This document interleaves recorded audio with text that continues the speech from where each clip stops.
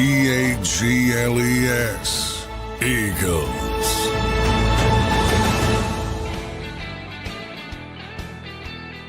And welcome in, everybody, to a Tuesday edition of Birds 365, a St. Patrick's Day edition here on the show as we wrap up last week's free agency kickoff and now move closer into the NFL draft. It's Tuesday here of phase 2 of free agency. Johnny Mac, how you doing on this Tuesday morning, my friend? Yeah, you just made me aware it was St. Patrick's Day. You know, considering my name is McMullen, I probably should have known that, but I did not. So happy St. Patty's Day to everybody out there. Everything just runs together. Every day runs together. It really does, John. You said that phrase a long time ago, and that thing comes more and more true for me every single day. It all runs together, Johnny Mac. Well, good stuff there. We have plenty to talk about, John, today, and we have two great guests here. So we got some news in Eagle Land. Nothing crazy, but I did want to start the show by giving a little love to Darius Slay, John. He announced his retirement from the NFL yesterday. Obviously, 5 seasons with the Philadelphia Eagles, won a Super Bowl with the Philadelphia Eagles. I believe he played, I don't know how many years his career was, John. Was it 10 plus, a 10 plus year? Yeah, hell yeah. I think it was 13. Darius Slay, hell of a career, man, for big play Slay. Yeah, borderline Hall of Famer, 6 Pro Bowls. You know, you mentioned the Super Bowl championship when he was here, team captain, all that stuff. I always think of this off the field stuff about Slay before I get to on the field, which was plenty good. 2nd round pick at a Mississippi State theme college. Obviously, is Fletcher Cox back in 2013. You know, another example of, you know, sometimes it's better to be lucky than good, because the Eagles wanted, for those who remember, Byron Jones in free agency, the big Byron Jones. Byron Jones was going to come in and shut down the big shutdown corner, and they didn't get him. Miami overspent for him. He didn't do much, and the Eagles went and traded for Slay, and he turned into I think he made 3 of his Pro Bowls here, 3 of his 6. So he's already a Pro Bowl level corner in Detroit. But man, just a great guy, great dude, great teammate. You know, everybody raves about him. You probably saw it yesterday. You know, his impact on the younger corners.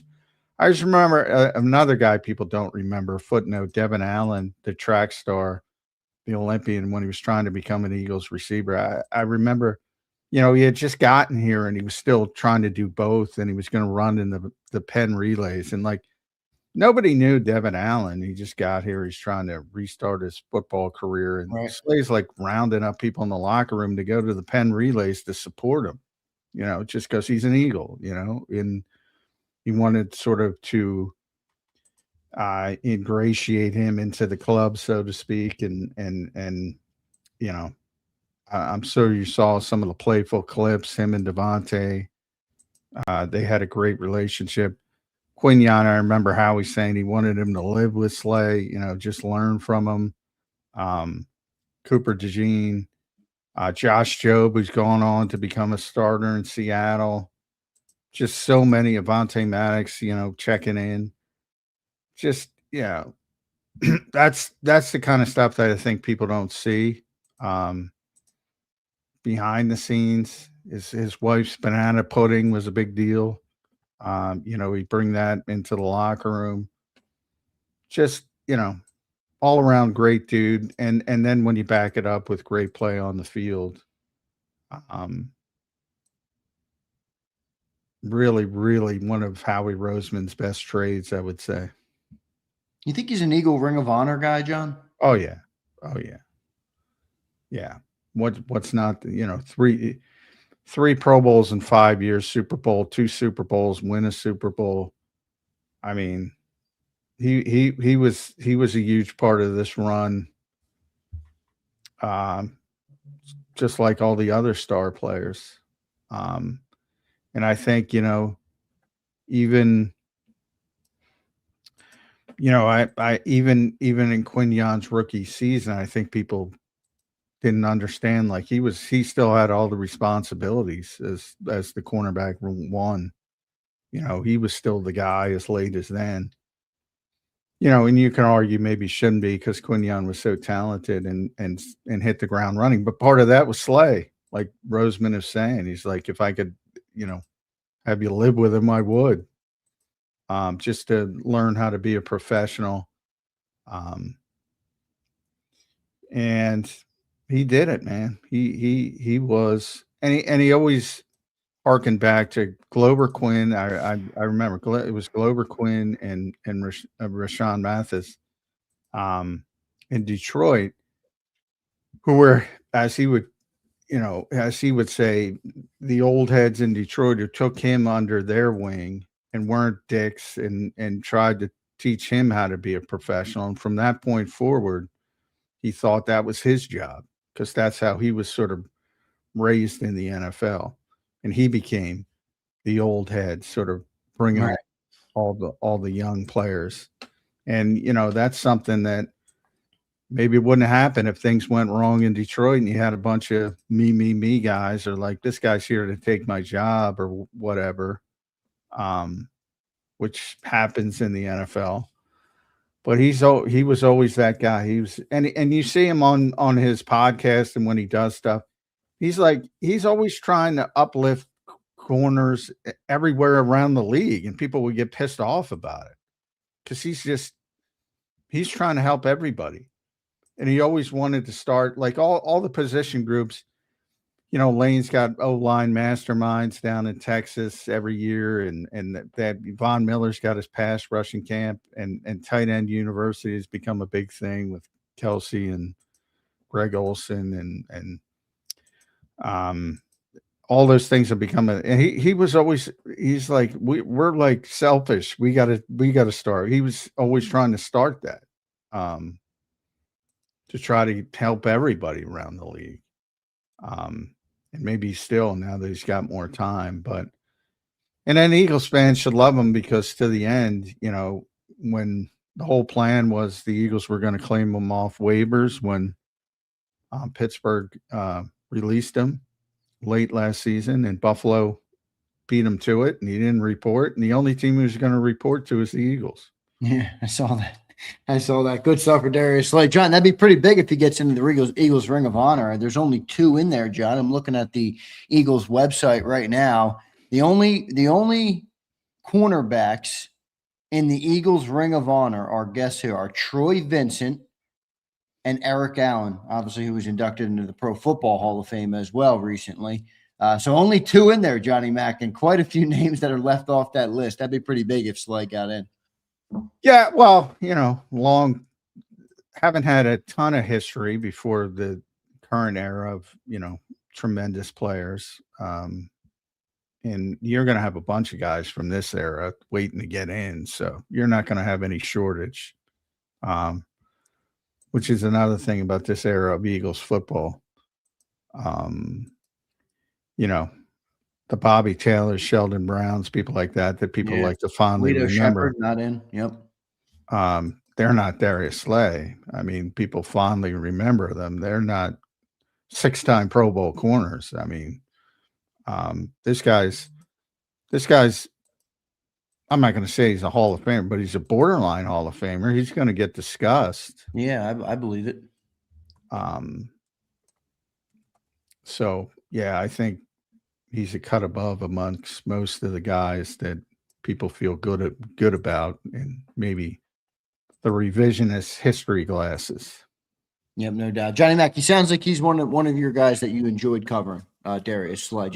Great dude. I mean, everybody saw his personality. Some people took it the wrong way, but I mean, he was the nicest guy in the world, and always trying to make people laugh, always trying to, like I said, always trying to get people involved. It's one of those things where I think fans don't realize, sometimes it can be really difficult to move to a new city that you have no history with, and you don't know where anything is, and you have to learn just the logistics of everyday life. And you might be 22 years old and never done it before.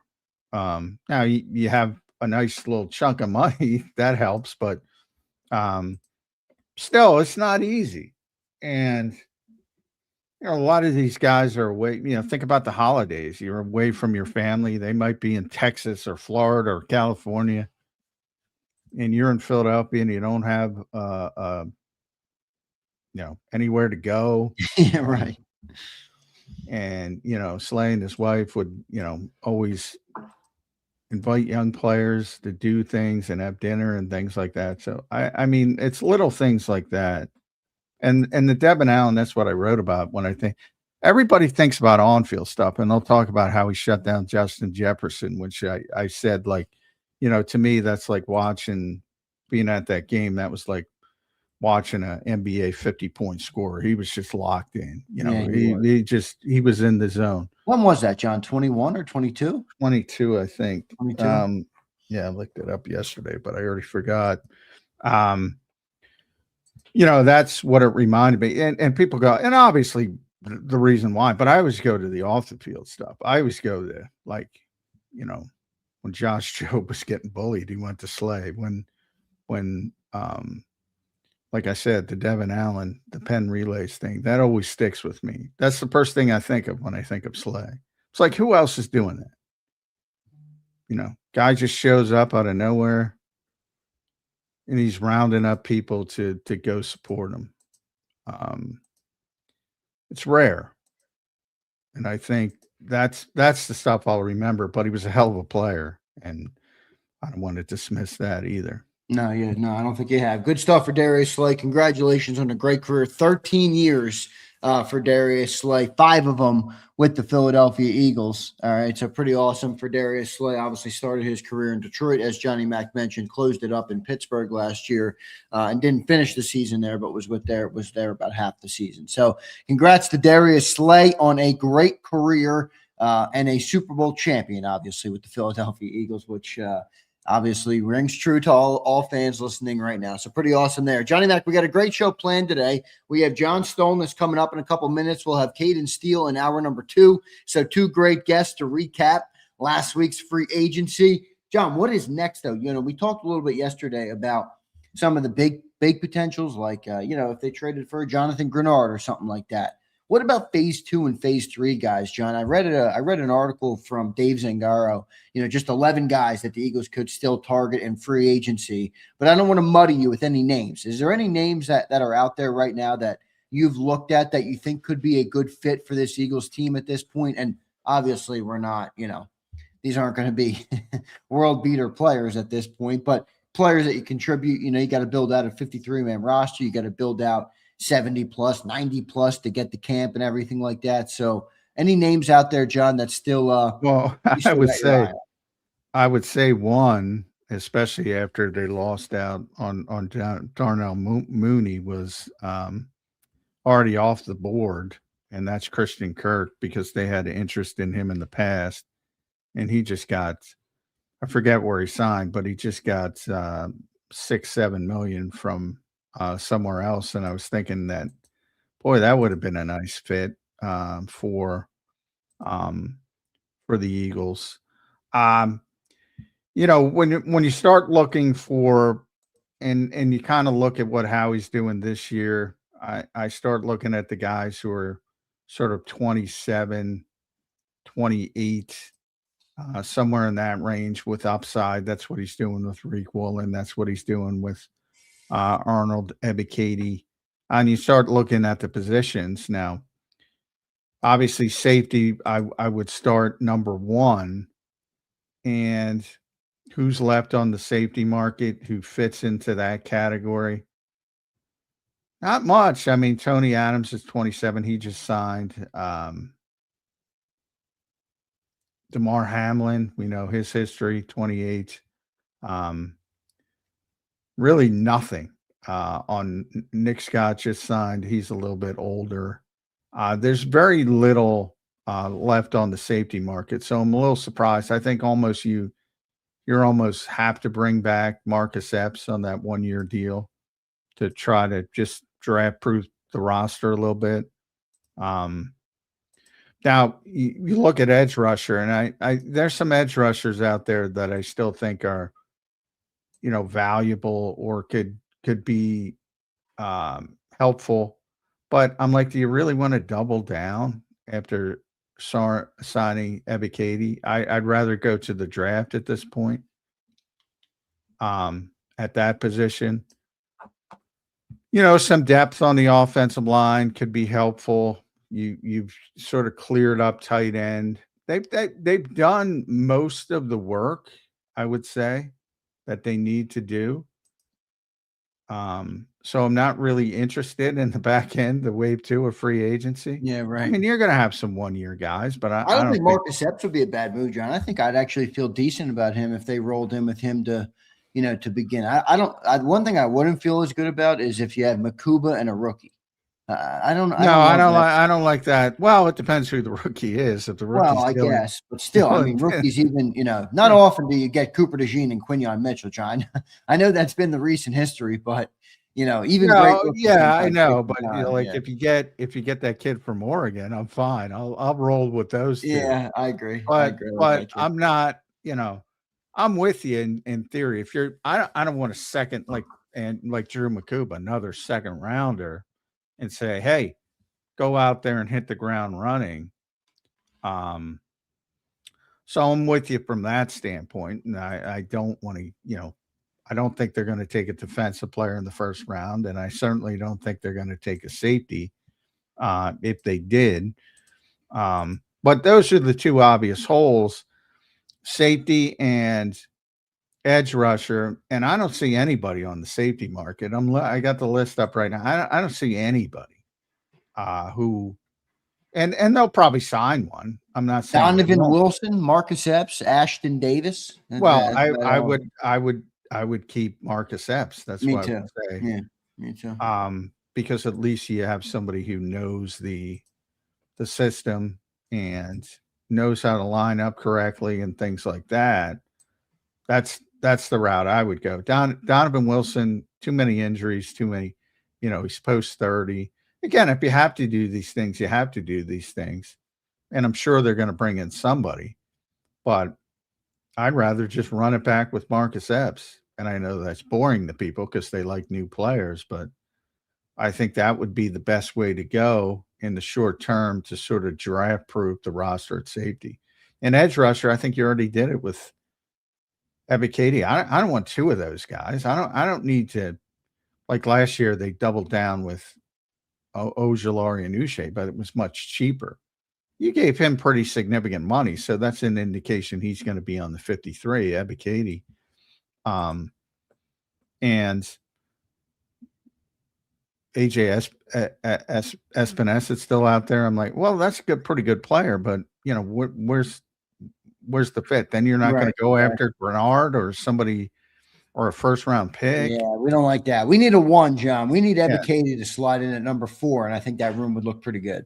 Yeah, exactly. So I think when you look at it from that standpoint, it's not just about adding players to add players. It's about trying to make sense of it. So I don't think another edge rusher would make a ton of sense. But clearly they're looking for a receiver. And a lot of that is, obviously Mooney and Kirk aren't here to replace AJ Brown. So you start thinking about what their philosophy is on AJ. Is AJ going to be here? Is AJ not going to be here? It's annoying at this point. My presumption is he's not going to be here. And then everything's on the table as far as draft and a more relevant piece, but we don't know. I wish we'd know, but we don't know.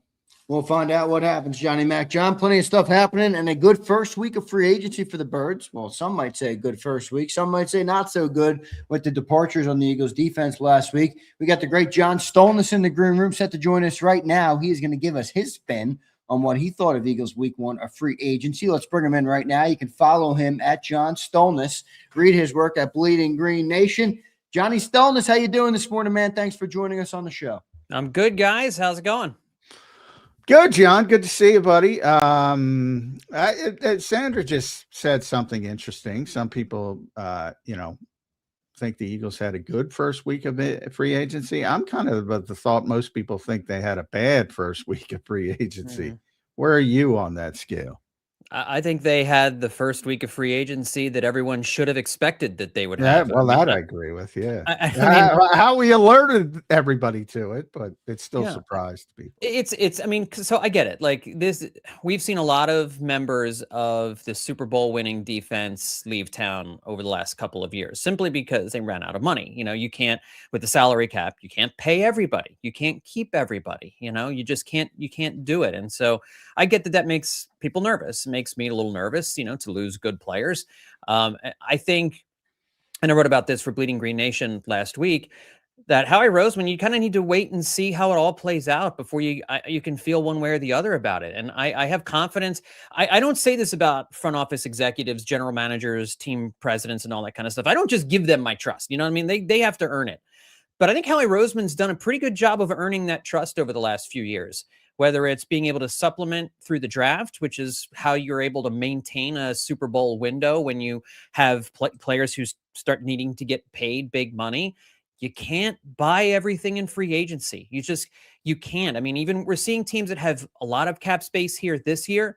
They're going to spend it all this year. And then in future seasons, they're not going to have that cap space. So you only get like a crack at an offseason with a lot of cap space, like once every few years.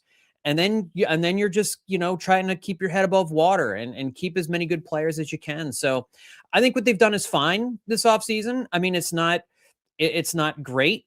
But it's also expected. I think they're going to have to supplement through the draft. I think they've made some smart additions in free agency. They may not all pan out, right? Some of these guys they've signed this week, they may not make the team.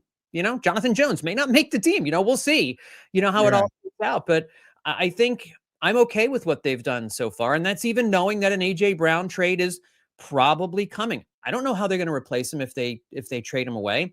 But I don't believe that Howie Roseman is going to trade away A.J. Brown without some kind of plan in place to make up for that production somewhere, somehow, given the fact that they do have this Super Bowl window open. So I guess I just have more trust in Howie at this point. And again, I don't say that easily, but I do. I have trust in Howie too. But John, this is my pessimistic look. And I'm not here yet, but I want to gauge where you are on it. Since the Super Bowl, John, that the Eagles won a year and a month ago or whatever it was at this point, how many moves has Howie made that are good moves? You know, getting to the top, John, is different than staying at the top.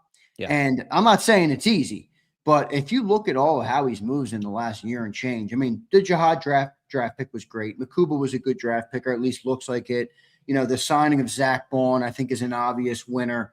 But outside of that, a lot of flyers and a lot of misses in free agency last year. And the other problem I have, while I do agree with you where the salary cap is a thing, we're a defensive football team for the last 2 years, John. We don't win games because of our great high-flying offense, you know. And if you look at the departures, I mean, there's like 8 starters that are gone. Darius Slay's gone. He retired, obviously, left last year. You know, C.J. Gardner-Johnson, Milton Williams, Josh Sweat, obviously. And then we know the 3 that just left this year in Reed Blankenship, Jalen Phillips, and Nakobe Dean. Are we getting close to like looking at this thing like, yeah, the Super Bowl core is done and dusted here in Philly? Yeah, but I mean, again, I think that's part of the life cycle of every Super Bowl team, like you're talking about. I mean, let's take Jalen Phillips, for example. I think that was a great trade he made last year to bring Jalen Phillips in the middle of the season. They're basically got 7, 8 games of Jalen Phillips playing at a reasonably high level for a 3rd round pick, and they're going to recoup that pick here. So you got him for free for a half a season, essentially. And so that's a good move. Now, he didn't show up in the 49ers playoff game at all. And I mean, literally on the stat sheet, didn't show up. But I think that was still a smart move. And for $30 million a year, you just couldn't do that deal, given all of the other positions where you're going to need to kind of make upgrades and all these other young players that you draft are going to need to get paid. I don't need to tell you guys this. You know all this. It's just, I think he's doing the best job that he can do given the constraints of the roster and the salary cap and the fact that you're paying A.J. Brown a lot of money. You're paying Jalen Hurts a lot of money. You're paying Saquon Barkley a lot of money. You've got all these guys on the offensive line, these high-paid offensive linemen who didn't do well last year, who didn't perform well a season ago. And he got Dallas Goedert for a song this offseason. I thought for sure he was leaving. I was extremely surprised that they were able to get Dallas Goedert back on a 1-year deal here for 2026. So I think on the whole, I mean, you have to grade on a curve. And if I'm grading on a curve with the salary cap being the curve, I'd say Howie's probably in the B range, B minus, B. I mean, I can't see very much of what he's done that I really disagreed with or didn't understand. The only thing I would really point to is saying that was a head scratcher was the CJ-GJ trade. That just kind of felt like an unforced error there. But other than that, I can't argue with a lot of what he's done. That's fair, and how he's built up. I do want to play devil's advocate for these walkaway numbers. And look, I'll be honest. I've talked to Howie enough over the years, and I think I'm above board. I think he's the best GM in the NFL, and in some ways, I've been schooled on the way he does business, and sometimes that tints me towards, well, Howie knows what he's doing, so I kind of give him the benefit of the doubt. But these walkaway numbers, John, and evidently it was 25-ish for Jalen Phillips. They were in Trey Hendrickson as well, who went above 25. So they kind of budgeted right around 25. What's the difference between 25 and 28, 25 and 30? I mean, you can make an argument. Again, devil's advocate here. You can make an argument. That's the penalty of letting somebody get to the open market if it's going to go to 30. But, and he's, look, I'm with you. Jalen Phillips at 30 million. I want to do that in thought and practice in the laboratory, but this is real life, and that's the market. And if you want that player, that's where you got to go. No, I get that. I mean, Jalen Phillips isn't a $30 million a year player, and maybe you could have made that trade off this offseason.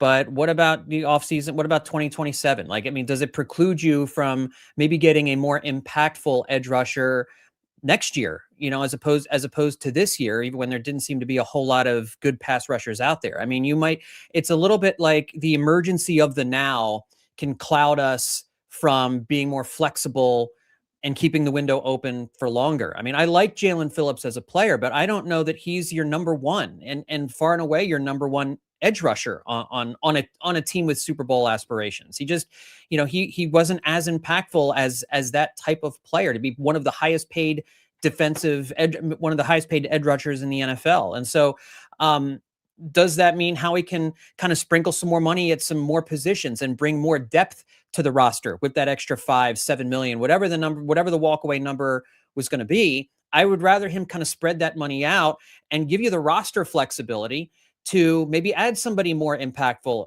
at the edge, whether it's through a trade or whether it's next off season when I don't know what the edge rusher or free agent market looks like next year, but maybe there's more high end talent that'll come around next year and you can kind of make do at edge rusher with another addition here. Maybe a greener trade is exactly, what the doctor ordered here. And then we're feeling a lot better about Jalen Phillips moving on. We don't see the whole picture just yet. And so that's why I can't really say for sure that it was the wrong thing to not bridge that $5 million a year gap as you're talking about. I will agree with you though, that I think Howie Roseman's policy of not engaging in contract extensions with players while the season is going on, while they're under contract, is something he may need to revisit, especially for a player like Jalen Phillips. These guys know it's a business. I think he's a little concerned that they're going to take it all really personally and go, he likes him better than me. Why is he giving him an extension? Yeah. It's the reality of the business, So I feel like maybe you could have gotten Phillips at your $24 million number, $25 million number if you'd done something in week 15 this past season, but he didn't do that. Yeah. John, what do you think the biggest loss is, man? They lost a starter on each level of the defense. Phillips, obviously, at the front. They had Nakobe Dean at linebacker and Reed Blankenship at safety. Kind of, not as much Phillips, but some integral pieces there. What's the biggest loss for this team? Yeah, I think it's a good question. And it's because I think if you're looking at who's the most talented player that they lost, it's probably Phillips. certainly put Dean second in that mix, and you could make the argument that Dean is a more talented, more impactful player than Jalen Phillips. I think they're both pretty close, and Reed Blankenship would be the number 3 by far. But I also think it may hurt the most to lose Blankenship because, like you guys were talking about before I came on, there really isn't a good safety plan in place. I mean, maybe Michael Carter shifts to safety, Right. and because you've got Jonathan Jones in the house, and you signed Reek to an extension to a contract, to a 1-year deal, so Tariq Woolen can be in here as the number 2 cornerback, and you're not as worried about shifting guys around. And maybe Cooper plays a little safety if they're in base or something like that. Maybe you can get by and figure something like that out. But without Reed Blankenship there's a lot more question marks at safety. And with Nakobe Dean leaving, that was the plan for Nakobe Dean to leave, because you drafted Jahad Campbell with the express idea that Nakobe leaves in free agency and you've got a high-end replacement right there for him. And we saw last year when Campbell was on the field, when Dean was out, he can be a really good player. Even as a rookie, he was making an impact. And I wish he didn't have this shoulder injury that you could go through a whole offseason of OTAs and be with the team. And I mean, he'll be with them, but be on the field, taking part and everything. But it's good that he got on the field last year, and that was a good experience for him. So I don't think the loss of Nakobe Dean will hurt as much as maybe the loss of Reed Blankenship from safety. And I don't know that Blankenship had a great season last year, but he just gives you that floor, that higher floor than they have right now.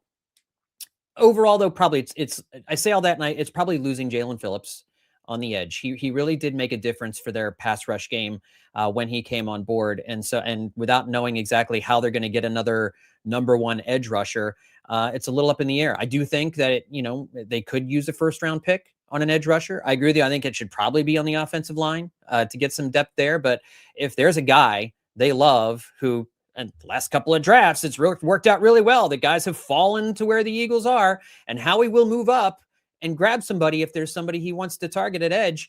And I don't know who that person would be off the top of my head, but you could replace Jalen Phillips that way potentially if it's an impact 1st-round edge rusher. So it's probably Phillips and Blankenship then Dean at this point for me in the order of the guys they're going to miss the most. You mentioned a little bit about Cooper potentially playing safety and base. If Reek Woolen can hold up and play 3 downs on the outside, it would make a lot of sense. What about Cooper DeJean full-time at safety and Michael Carter in the slot? I don't love that. I wouldn't be opposed to trying it out, like in training camp and stuff, but they're not going to play those guys in any, exhibition games or anything like that. But he's such an elite player at nickel, at the nickel spot. And I don't think the Eagles want to lose that versatility with him. Now, if you tell me that Cooper DeJean can turn into a Brian Dawkins type, weapon X at the safety position, all right, well then maybe you can do that. Maybe you can put Carter in the slot. And if DeJean shows that he wants to do that, he wants to be that guy, that and that he can still be the ball his agent on. Probably won't. Yeah, right.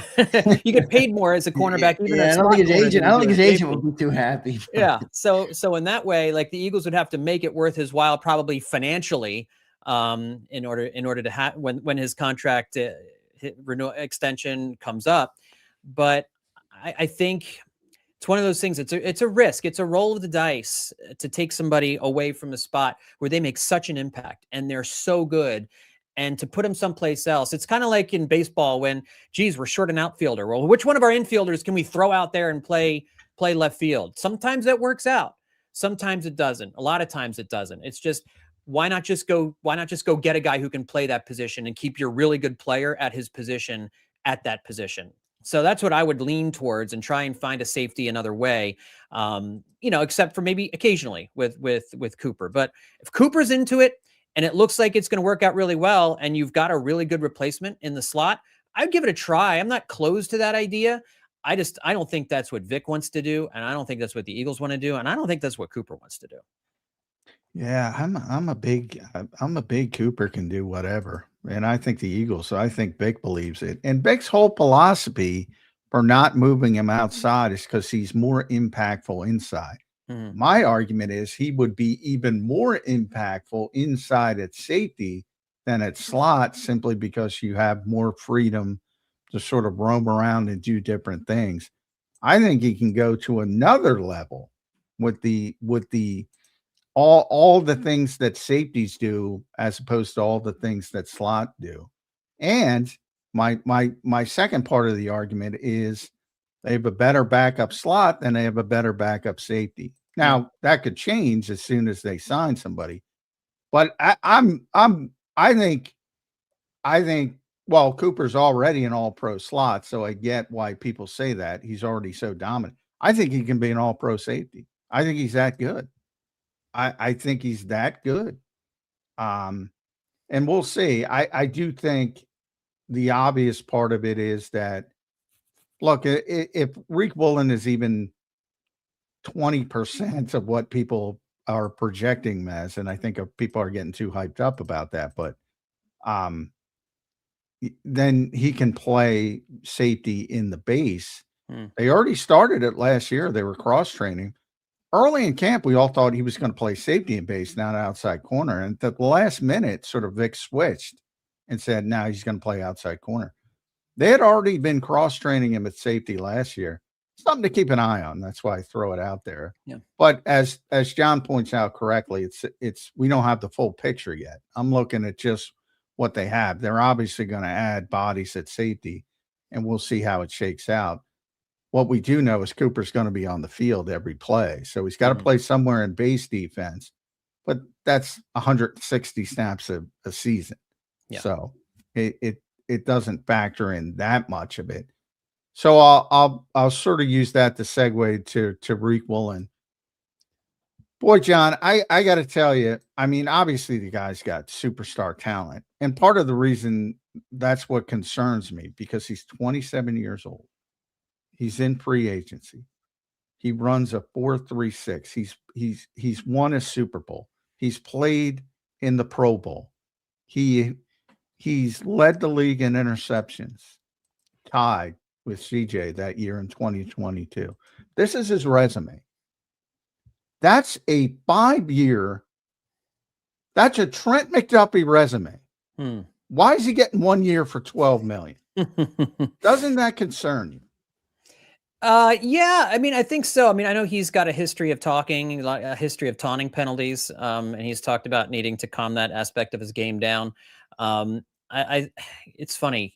The Eagles seem to have no problem bringing these guys on for 1-year contracts, a la CJGJ, right? I mean, that was Chauncey's MO. That was his rep coming into Philadelphia. He's a guy who can get you in trouble with his mouth on the field. He can get a little reckless out on the field. But in Philadelphia, in the 2 seasons he was here, in 2022 and 2024, he played on 2 great defenses, went to the Super Bowl twice, and was an impactful player. I think if you can trust any defensive coordinator to get through to a young player, and he's not young anymore. I mean, he's a veteran, but still, just generally speaking, age-wise, a guy in his 20s, you can get through to a guy who maybe has a little bit of immaturity on the field and surround him with a very mature defense, with other leaders on the field, with Quignon out there and with Cooper out there, and you've got a job to do. Here's your job. I think he can have the kind of impact that CJGJ had, even though CJGJ, they got rid of him twice because obviously he liked to talk, apparently, not just on the field either. It doesn't seem, he just kind of, the Eagles brought him in kind of as a mercenary in a couple different seasons and then said goodbye. It feels like that's kind of what this is. It feels almost like the value is too good to give up. And they see a really talented player who maybe talks too much and gets his team 15-yard penalties a little bit too often, and they feel like they can rein that in. It's a little concerning. I do feel better about it, though, than going with Adoree Jackson for another season. That's nothing against Jackson. He actually played pretty well last year for Philadelphia. Yeah, especially in the second half. Yep. Yeah, he was pretty good. I mean, it's hard to argue. So, but I think the Eagles look at their history with CJGJ and say, I think we can handle this. And he's a good player. He's just got a reputation, and we can fix that. We'll see if they end up doing that. John, it's interesting to me. We talk a lot, and our whole segment so far has been about the Eagles' defense. And I get it. There's a lot of losses there, a lot of change, a lot of turnover, and a lot of talking points. But if you look at the Eagles last year, I mean, the one thing that you would say, well, they got to get better in that area, would not be the defensive side of the ball. It would be the offensive side of the ball. Right. Are they doing enough to fix that in your eyes, John? I mean, Not a whole lot. They got that same tight end room, Goddard, Calcaterra, and they've added Johnny Munt. The great Johnny Munt. I like Johnny Munt. That's a good move. Me too. I'm not Yeah, criticizing Johnny Munt, but I don't Yeah. think he's taking you from 26 to top 10 on offense. I mean, are they doing enough, John? I don't know how you address it. It's not so simple, but how do you see that part of it? Yeah. Well, they're locked. The problem is the inflexibility of the offensive side of the football roster wise. I mean, you've just got so many guys who are making a lot of money. Saquon's making a lot of money. All those guys on the offensive line are making a lot of money. They had to restructure Landon's deal in order to kind of give them a little bit more room. But you've paid Jordan Mailata, you've paid Cam Jurgens. You know, you're able to get Goddard on the cheap, which is a blessing. But you've got a stud franchise quarterback that you're paying a lot of money to. And he may get a contract restructuring at some point to free up money. You know, I mean, they're limited in what they can do, and they're still paying. Whether AJ Brown is on this team or not next year, they're going to be paying that position, that whatever that is, a lot of money, no matter who's here, whether it's AJ or somebody else. So the roster and flexibility kind of forces the Eagles to rely on the offensive linemen having a full offseason to get healthier. Getting this blocking tight end in Johnny Munt, I think, will help a lot in these two tight end sets. And I don't know what Sean Mannion's going to run most of the time anyway, but, you know, a lot of these guys, they like to run the two tight ends because, you know, you like to have the run pass option out of that. And so you think maybe that'll help the running game that was just woefully lacking a season ago. What's really worrying about the offense right now is I don't know who's catching the ball for you at wide receiver. You needed a number 3 anyway coming into this offseason. And maybe like a Juwan Jennings can be that guy for you. You know, there are some possibilities out there to bring in as a number 3, but you know, the high end guys are gone. And so you're looking at, if AJ Brown leaves, hopefully if you trade him to a team that has another receiver, maybe you can do a high priced receiver swap. I don't know that works with the Patriots, but you know, if you were looking at the Rams, well, maybe you get Devontae Adams back and you're just swapping a high priced guy, but I don't know that would make sense for the Rams. Maybe they, you know, so I don't know how they're going to address the wide receiver situation. Rams get AJ Brown, John. They might be in the Super Bowl. I don't believe for 1 second Howie Roseman will trade AJ Brown to the Los Angeles Rams. I don't believe that for 1 second. Well, he would have to get somebody like Devontae Adams back. You know what I mean? Like, and that's why it wouldn't work, because why would the Rams do that? I did hear that 13. I don't know if it was real or not, but the 13th pick. Now that I could see Howie at the very least thinking about, you know. I think Howie would want Byron Young, not the Eagles Byron Young, the Rams Byron Young. Try to pry him away, get the edge rusher, a young edge rusher. And that helps you out defensively, but to Zander's point, that doesn't help you offensively. And no, I think you got my whole thing is, John, you can't replace AJ Brown from a production standpoint. So don't waste your time trying. You got to go about it a different way. As you pointed out, you have a better run game. You're starting to build the tight end room. They might draft somebody. Be careful on Munt and Calcaterra. I mean, if they draft somebody, both of those guys might get cut. But the point is, you have to have the mentality of getting a blocking tight end. They've shifted that. They've done that. Maybe they'll draft one as well. Then if you bring in somebody, you mentioned Juwan Jennings. That's a guy I should have mentioned. No idea why he's not signed. That concerns me a little bit, but you know, not as impactful, but competent. And you got to play. In a lot of ways, that might be play to your strengths as not a high volume passing team to begin with. So let's embrace this running attack. Let's get that back in the forefront, top 5 in the league. And maybe you're just competent in the passing game and you go about it a different way. I know this team's very high on Devontae Smith as a wide receiver 1. So the guy coming in, whether it's Juwan Jennings, a draft pick, somebody else is going to be the wide receiver 2. And you also need to replace Jahan Dotson. But I mean, what did Jahan Dotson do? They didn't even use the wide receiver 3. So that should change a little bit. But again, that's a more limited role. So maybe lean into your strength, which is at least should be, if they get it back, and it's got to do with the health of the offensive line, the running game. I think, that might make sense because you're not replacing AJ Brown. Right. You're not. Yeah.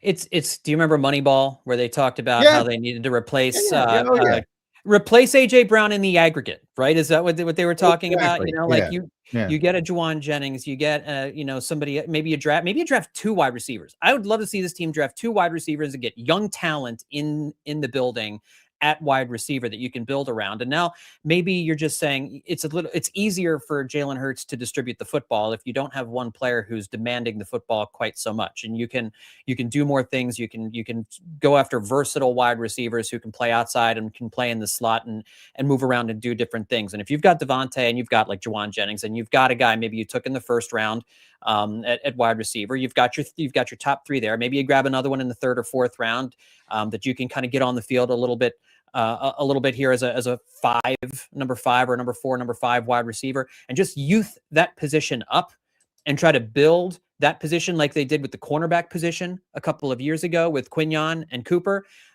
You can start to get your offense back to a place where it was in 2022 and in 2024 passing the football, because again, we don't know what Sean Mannion's offense is going to look like really. But I think the idea here is to not make it so dependent on one wide receiver to be getting all of the attention. The idea here is going to be to have a bunch of different guys who can do a bunch of different things, who are effective route runners, have some speed, have good hands, and Jalen Hurts can just simply drop back, find the open guy, and throw it. And have a number 3 receiver that you actually want to throw the football to, as opposed to Dotson, who again was just invisible. And he was on the field so much this year and just never saw the football at all. I don't know if that's his fault or not. John, what's your take here on Jalen Hurts this summer? I mean, you have an offense that's kind of underperformed. I think the quarterback has to be a part of that conversation. What's the expectation for him coming into next season with the whole new coaching staff and all these different elements? Where are you on Jalen Hurts coming into this next season? I hope Jalen has an open mind. I hope Jalen listens to Sean Mannion and buys in, whether he really believes in it or not. You kind of have to fake it at this point. And maybe he does. And I don't, maybe he really will embrace a new offense. I do fully believe Jalen Hurts can learn a new offense. I believe he can, we've seen him grow so much as a quarterback from when he first came into the league in 2021. So I do think he has the ability, especially if he has an offensive coordinator who gives him some easy buttons, who puts something together that a smart quarterback like Jalen Hurts can be successful in, and provided Jalen has the pieces around him to get the football to. Jalen is just going to need to buy in. He needs this offseason to buy in. He needs this offseason to really focus on fixing the problems that he had a year ago with the offense not being on time. And there's going to be growing pains at the beginning of the 26th season for sure, while they work all this out. But I want to see Jalen Hurts really buy in and to really give this an opportunity, give this a chance. Because if he's back out on the field, kind of doing his own thing and kind of not going with what the play calls say to do, that's going to be a problem. This offense is not going to function if the quarterback and the offensive coordinator are not on the same page. And then the other aspect of this, Jalen, this offseason is deciding, are you going to run or are you not going to run? Right? Are you going to run with the football? Are you going to go back to being a quarterback who will take off with the football when he needs to, who isn't afraid to run the football? He just refused. And I really thought as the schedule was winding down last year, and when they got into the playoff game against the 49ers, okay, he's saving the running game for the part of the schedule where it really matters. And he's going to save the running for the playoffs so that he can really make an impact with his legs there. And it just never happened. And I still can't understand why it never happened. And so if he's going to take that part of his game off of the table, which is what he did last year, then we have to see massive improvements from him as a passer from the pocket. And so that's what he's got to decide this offseason. Am I going to be a dual threat? If I'm not going to be a dual threat anymore, then I have got to be a better pocket passer. I've got to be better throwing in tighter windows. I've got to be willing to throw an interception from time to time if it means that I'm going to hit on more big explosive plays. And that's really, he's got to have some conversations with himself this offseason, because I think he was trying to be two different quarterbacks last year They had an offense designed around Jalen Hurts as a dual threat, and he was playing as a quarterback who wanted to be more like who wanted to be a pocket passer, and that just didn't work. At John Stolness, make sure you follow John on the X platform. Does a tremendous job there. Is rocking the Phillies cap. We're getting closer, John. BleedingGreenNation.com. You can read all his Eagles stuff there. Does a tremendous job covering the Eagles as well. It's funny because I'm gonna upset a lot of people with this, and there's gonna be a group that says I'm defending Jalen Hurts. That's how it works. Why do people want Jalen Hurts to change? Like you would mention Jalen Hurts has got to buy in.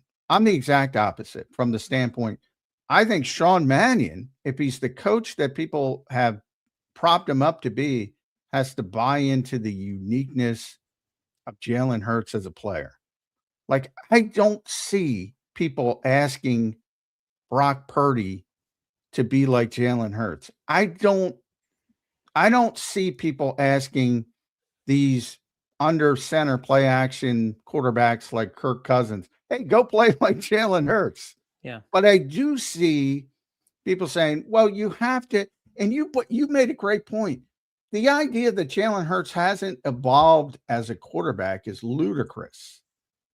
From 2021 to last season, he's evolved greatly in the similar style offense that takes advantage of what he does well when it's cooking, when it's running at a high level, which obviously it didn't. The one part I agree with you wholeheartedly, the dual threat's got to be in it. That's got to be part of it. Right. The +1 in the running game is part of his impact. But for the life of me, I don't understand why the Eagles act like a 5-win team. I think they won 11 games last year. And I think if the offensive line was healthy, they're probably in the NFC Championship game. Probably. That I don't think they could beat Seattle last year, but maybe.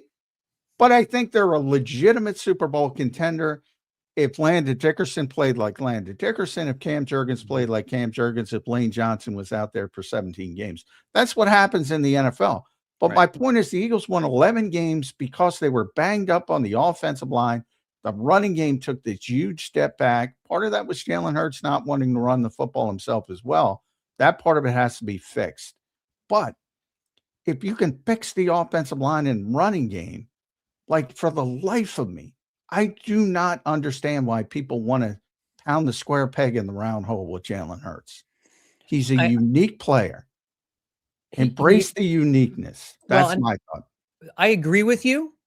I think Jalen Hurts removed some of that uniqueness himself last year. And that's the issue. That part I agree with. Yeah. So then if you're Sean Mannion, what are you building your offense around? Like, I agree with your sentiment, right? Like, you have a star Super Bowl winning quarterback here. Build your offense around the things that he does best.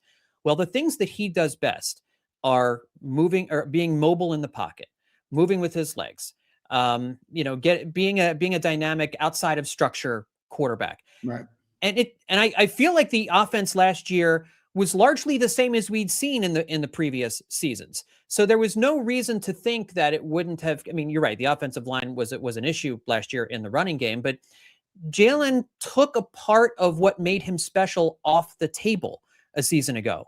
At least it seems to me that that's where it was coming from. I don't know if the Eagles themselves decided, no, Jalen, you're not running. And Jalen was saying, no, I really want to run. No, Jalen, you're not running. I don't think that's how that went down. Without being on the inside, I haven't seen any reporting that indicated that that's how that all went down. So if you're going to design an offense around Jalen Hurts, which I agree, that should be a part of this. And Sean Mannion should be going to Jalen and saying, what do you want to do? What works best for you? How do you want to do this? But if Jalen Hurts is going to take this really important part of what has made him a superstar in the NFL and remove it from the call sheet, well, now you're talking about a different quarterback. You're not talking about Jalen Hurts. You're talking about someone new. You're talking about a new quarterback. And that's where I think there's so much uncertainty this offseason about what Jalen Hurts is going to do in 2026, because Will he embrace what has made him a superstar and continue to be a guy who is mobile with the football, creates out of structure, breaks defenses' backs on third downs by running for first downs? Or is he going to be the quarterback we saw last year who isn't able to get the offense beyond the sticks consistently enough? And I just don't know what that is. And I don't know that Sean Mannion knows what that is, or Nick Sirianni knows what that is at this point. And that's the conversation that everybody at the NovaCare complex has to be talking about. What does your gut tell you, John, on that? I mean, if you think back to last season, they started off the season, John, 4-0. All right. Remember, AJ Brown wasn't happy they were 4-0, but they were 4-0. And a lot of that was won because Jalen Hurts was pretty dynamic with the legs. I mean, I remember that opening game versus the Dallas Cowboys. Yeah. He was excellent. So it felt like early he did it and then he didn't. What's your gut feeling? Do you think, I mean, because look, it's not crazy to say an organization who's paying a guy $51 million doesn't want him to go and put his body in harm's way, in week 5 of the regular season. Yeah. What's your gut feeling tell you on it? My gut feeling is that they didn't want him to dramatically change what he did. I think that they all understood, listen, we're going to reduce the number of designed runs for Jalen Hurts here during maybe the first part of the season. I truly think that they expected as the season went along that Jalen Hurts would do whatever it took to win, whether that meant running with the football when the pocket breaks down, seeing an opening, seeing a lane, tucking the ball and running. You talk about the offensive line and the way and the running game struggled. Part of that was defenses never keyed in on Jalen Hurts as a runner last year. So it's like every time Jalen Hurts had the decision to hand the ball off or to tuck it and keep it himself, he gave it up every single time. So there was no deception to it whatsoever at all last year. And I really feel that was on Jalen, because I feel like that's a quarterback in the moment deciding what to do. All of these calls last year, Jalen would go to the line with 2 or 3 different options most of the time. And invariably in all of those situations, Jalen Hurts did not choose to keep the football and run with it. So that's why I feel like it was more on Jalen than on the Eagles decision makers. I think they certainly were in his ear about not putting the ball in harm's way, throwing the football. And that's a conversation that I think they all needed to have as the season went along. But in terms of Jalen not running, not using that part of his game, I think that was mostly on him. My guess. Yeah. Yeah, I agree. I mean, he's got to go back to that. If that doesn't, you got to have the really difficult conversation. That's about turning the page and going to it. If he's not going to be, if he's going to pull back on that part of his game, he's not the same player. And well, unless he evolves as a passer, and that's a possibility. Right? I mean, it's possible. He evolves his ability to throw the football in a new system to a degree where he doesn't need to use all of that, but we have to see that. We just don't know if that's in the cards. I mean, I've talked to enough people that I just don't. I mean, the ball. There's a reason that for all the people who talk about personal relationships, AJ Brown doesn't want to be here for one reason. Yeah, and that's because the ball doesn't come out when it's supposed to come out. Mm-hmm. And it frustrates him. Yeah. And that's it. It's no deeper than that. Yep. We got through a whole segment with the great John Stolness. Follow him on X at John Stolness. And we didn't even mention AJ Brown. Look at that, Johnny Mac, until the end of it. Let's well go, done, AJ. All right, John. Well John, we appreciate you joining in and giving us some extended time here. Make sure everybody goes and follows you at John Stolness. Read all his work at Bleeding Green Nation.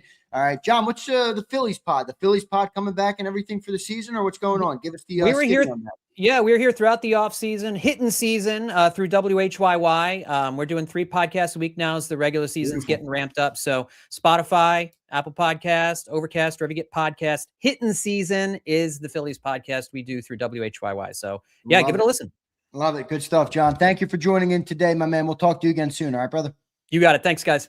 Thanks, John. There's John Stolness joining us right here on Birds 365. Give him a follow on X at John Stolness. Listen to his podcast and read his work at Bleeding Green Nation. Johnny Mac, good segment there. Surprising to get through a whole interview with little AJ Brown trade talk, but we will see what ends up happening. I thought the end conversation there is perhaps one of the most important of the offseason, John. If you remember back at the beginning, I made my big my big questions of the offseason, and they actually were not related to replacing Kevin Patullo. It was, what version of Jalen Hurts are we getting in 2026? And I think that's yet to be determined. But I thought you and John both had some good points there, and it's going to be interesting to see what that looks like going into next year. Yeah, it's going to be the most interesting, going to be the story, I think, of the season for the Philadelphia Eagles. And, we've been through it before. And the first time, Kellen Moore was smart and savvy enough to adjust. And if Sean Mannion is the coach that people down there think he is, he will be smart and savvy enough to adjust. But we're going to see. They've never made this many changes before. They've never been, even when they brought in Kellen Moore, they didn't make these types of changes where it was so obvious that they're trying to shift the offense to a different scheme. This time they're doing it. So I'm a little bit concerned, to be honest, because I feel the square peg is going to be pounded into the round hole. And I think it's not going to be good. And you're going to have to pivot. And the offensive line better be healthy. That's something that, we've talked about it extensively here on Birds 365, but from a zoomed out view, I don't think people are talking about that enough. We got an offensive line that really did not have a good year, John. And now you've lost Jeff Stoutland. So does anybody have great confidence that they're going to be able to replace these offensive linemen as easily as they have in the past? I'm not saying Jeff Stoutland's responsible for every part of the offensive line being good for the last decade, but he's certainly a big part of it, John. And now you might have to replace Landon. I think Landon's done in 2 years max. Well, I don't know if he's done, but he might be done here. It's tough to predict Landon because it's all related to his health, and he's not healthy. And maybe stem cells and Medellin can fix it. I don't know. I'm not an expert, but I know that's not a positive sign that you're leaving the country to get unregulated treatments to try to make yourself feel better. Or maybe they're just getting paid for it. I don't know. But he admitted, his own, last season sucked for him. And he wasn't talking about the results or the wins or the losses. He was talking about how his body felt. And his body felt like crap. And I don't know. And judging by the restructure of the contract, the Eagles are well aware that they probably don't have a ton of time left with Landon Dickerson. We will see what ends up happening. We'll see if they're able to replace these guys as easy as they've been in the past. It feels like if an offensive lineman was drafted to Philly and he had something in the tank, Jeff Stoutland was going to get it out of him. And I don't know that that'll be true in the future here with life after Jeff Stoutland. John, they did lose probably the best position coach they've ever had in the history of the franchise. Would you agree with that? Oh, that's a big, coordinators are assistant. That's a big statement, but certainly one of. I'll put, one of. I know you'd love to do the one of. Well, you never like to do the. They have Vic Fangio. He's technically an assistant coach. Jim Johnson. 2 years, 3 years. I don't know if he's got the Jeff Stoutland resume. Well, he's better, at what he does. Is he? Vic Fangio? Okay. Vic is the best defensive coordinator in football. Jeff was the best offensive line coach. Now, defensive coordinator is more important, but is he better at what he does than Jeff was? I think Jeff was pretty amazing. Vic is big. How do you get better than Jeff, though? I'm not saying you're wrong about Vic. I'm saying Jeff is as good as it gets at O-line coach. Look, Vic's been doing it for 40 years. He's done it a lot here, a lot past what he's done here. He's been the guy. Like nobody, I said nobody gets copied more than Vic Fangio.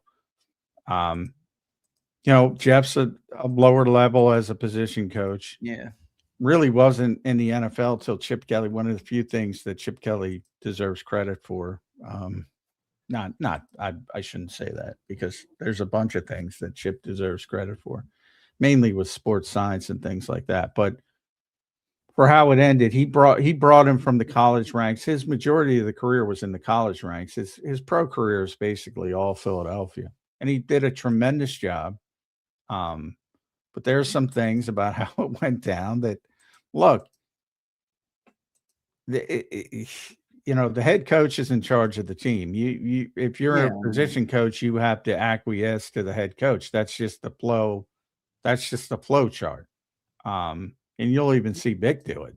Now, he might not do it in practicality, if he's going to play who he wants to play, but you'll often hear him say default to, well, that's a Nick question. That's a Howie question. You'll often hear him say that. That's part of it too.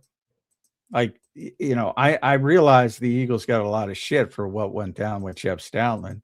Nick Sirianni got a lot of shit. Bottom line is Nick Sirianni is the head coach of the football team. Yeah, he's got the right to change the running game. But that doesn't make Jeff Stoutland. I mean, that doesn't take away from what Jeff Stoutland, accomplished, obviously. Well, you're saying, if you want to say in Philadelphia, that's fine because he was here a lot longer. But I'm saying if you want to bring it up to the entire NFL, Vic's done it a hell of a lot. Yeah, right. Vic is that makes sense. Yeah, so that makes sense. Well, I did say Vic, that as an Eagles position coach, but I think you're right. I get where you're coming from. And if you're just saying position coaches, yeah, probably. But I've only been here certainly in this era. Usually you don't have position coaches sticking through 3 head coaches for some of the reasons that you just saw. In that, guys want to bring in their own people. So to last through Chip Kelly and Doug Peterson and years of Nick Sirianni is rare to begin with. Usually just get moved on from. So, you can make an argument there, and I know people are going to say it, but yeah, a little surprised how it ended because then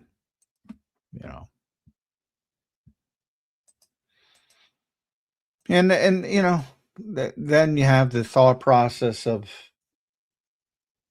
his scheme versus this scheme, and everybody thinks this scheme is the way to go, which I don't believe that. I think the opposite. The Eagles have had success the way they've had success, and now they want to change because everybody else does it. I don't like that thinking. That's groupthink. John, I think a fair way to characterize, at least in my perspective, you and certainly your analysis of the game and the team that we cover is you're never too high and you're never too low. And one of the things that you've said consistently is how good this team is. Like even through the issues, you often point to, you guys are spoiled, man. This is an unreal era of Eagle football, and that's obviously bared out to be true. Do you think it's coming to an end, John? Do you feel like the window for that level of success is dwindling? Potentially. I said the ceiling is still there, but the floor is much lower than it has been. Like if you told me that this team, and we got a long way to go. We got a long way to go. Agreed. They don't even have, their off-season roster populated. They got to get up to 90 people. I'll see how many people they have under contract to give you an example of where they are. And it's just a snapshot on St. Patrick's Day. They have 61 guys right now. 61. They got to add 29 more people on this roster between, the end of the draft and undrafted free agency when they hit training camp. When they hit OTAs, they'll have their 90 people essentially. Might be 88, whatever, but they'll be almost totally populated. So there's a long way to go. But, over the past, since 2022, over the past number of years, you knew this team was good. It's just a matter of how good were they. Are they going to make it? Are they going to win the NFC East? Are they going to be a playoff team? Are they going to make a significant Super Bowl run? But you knew they were going to be good. If you told me they want, 8 and 9 next year wouldn't surprise me. Like, it would have surprised me every other year since 2022. And if and they make good decisions the rest of the way and they go back to the Super Bowl, wouldn't surprise me as well. So the ceiling is still there, but the floor is much lower than it has been. And do you Because think of all that's the cyclical, or do you think that's self-induced by the Eagles? part of it's cyclical and part of it's self-induced. I mean, yeah, they didn't have to make all these drastic changes, acting like they're a 5-win team, like I always joke. They won 11 games last year. Here's the crux of it. They believe people caught up to what they were doing offensively. I believe their offensive line got banged up. What I just told to John. Right. I think they're in the NFC Championship game, probably lose to Seattle, but I think they're in the NFC Championship game if those guys were healthy. They think everybody caught up to them.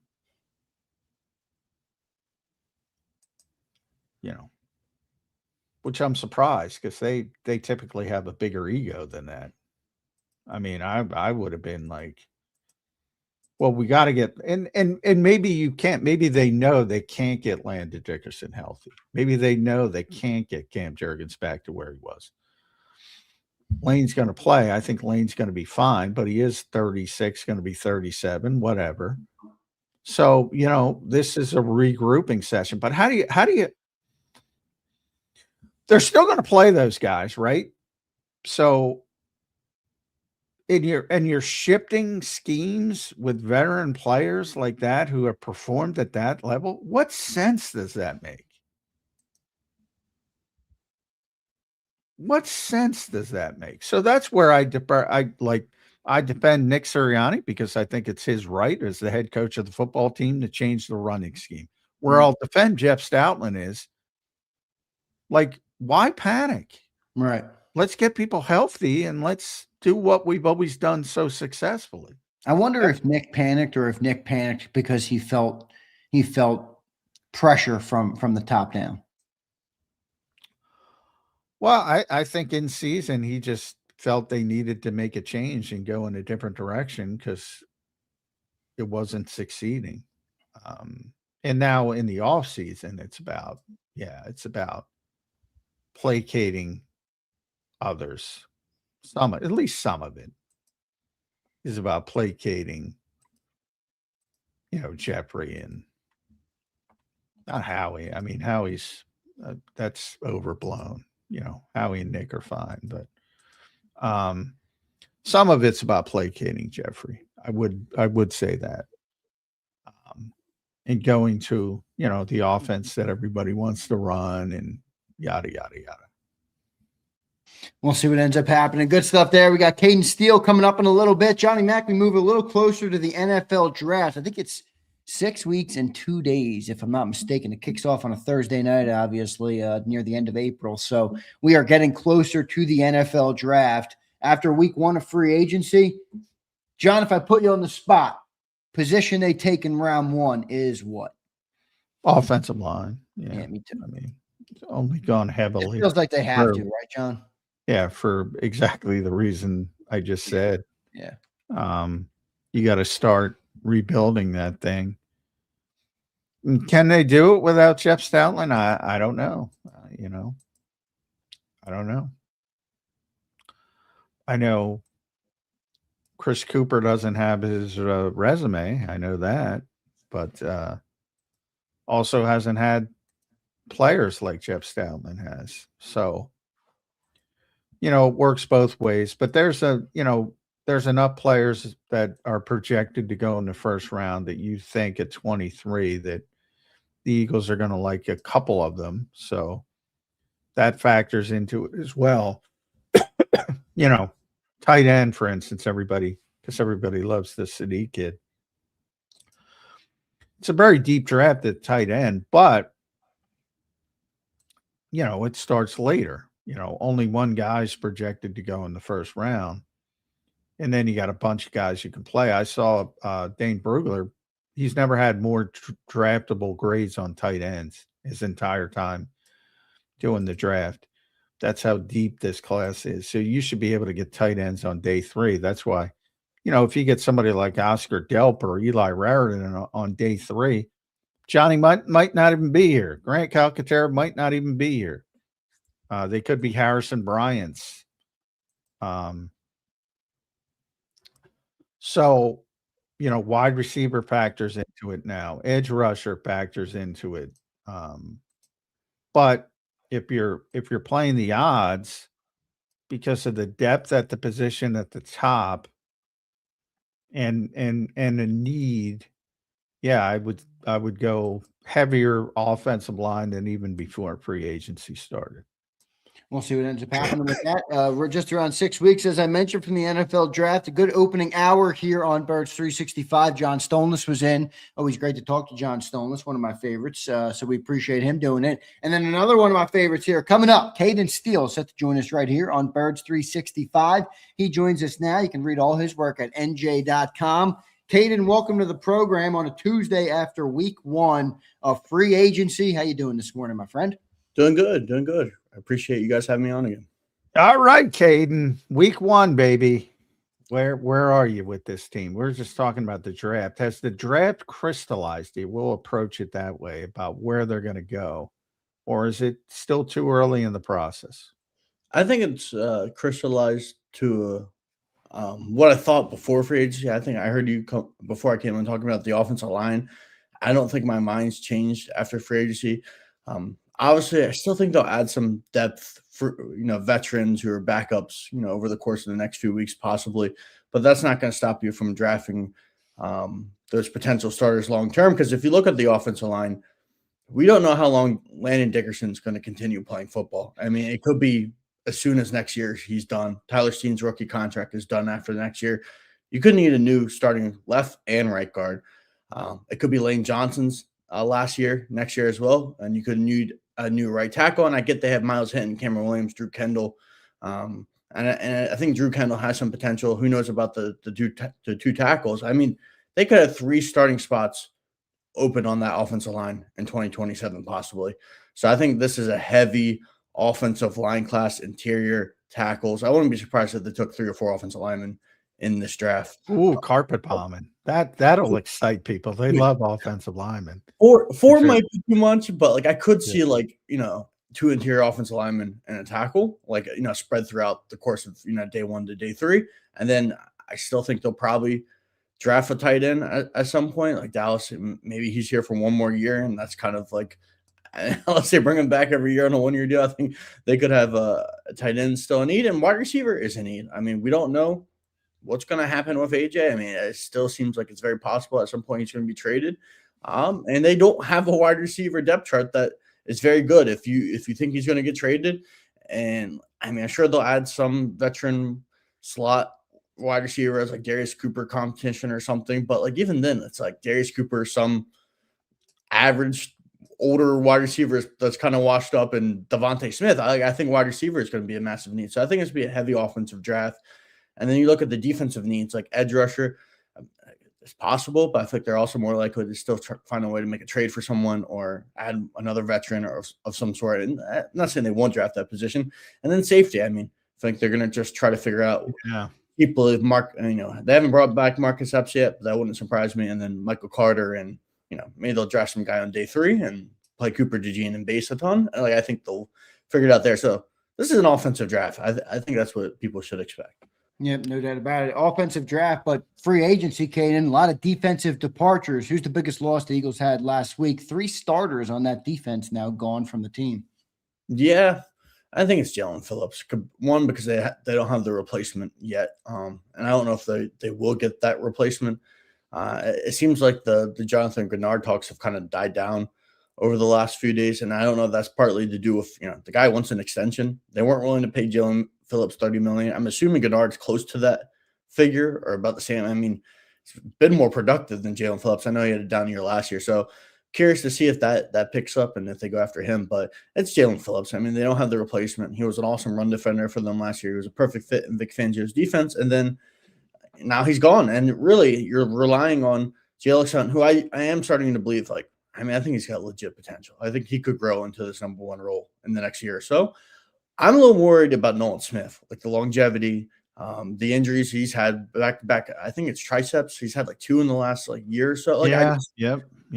I'm worried He's about got that. the shoulder thing where he's got to wear the harness, and he Yeah. called it his baby. So sometimes his baby works, sometimes it doesn't.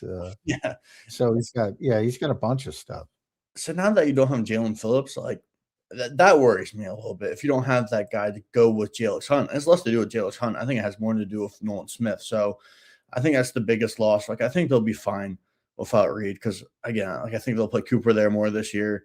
They'll piece it together. They'll be fine at safety, and I think they'll be fine at linebacker because I think Jahad Campbell will grow into that role. But I guess there is some concern with the injury of him with the shoulder. So I would probably say Nakobe's the second just because of what you're getting there. But I do believe in Jahad Campbell's potential. Any What move about you your would've made guy? differently? Sorry, John, just real quick. Any move you would have made differently, Caden? Anyone you would have brought back at the price they got? Like maybe Reed, because it wasn't very much, but like I still, again, I think Reed's a fine player, but I think it's not going to hurt them too much in the long run. Like I think they'll replace him and be okay. And like Jalen Phillips was just astronomical. Like I'm not paying Jalen Phillips $30 million for he's a very good player, but not an elite player. And it's just too much. I think they did the right thing there. So not really. I think they did fine. I mean, it's just part of what happens in free agency. Right. Players get overpaid, and If you get there and you're at the top, you're going to get overpaid. Somebody who didn't get overpaid, your guy from North Broad Street, AK Arnold Ebiketie.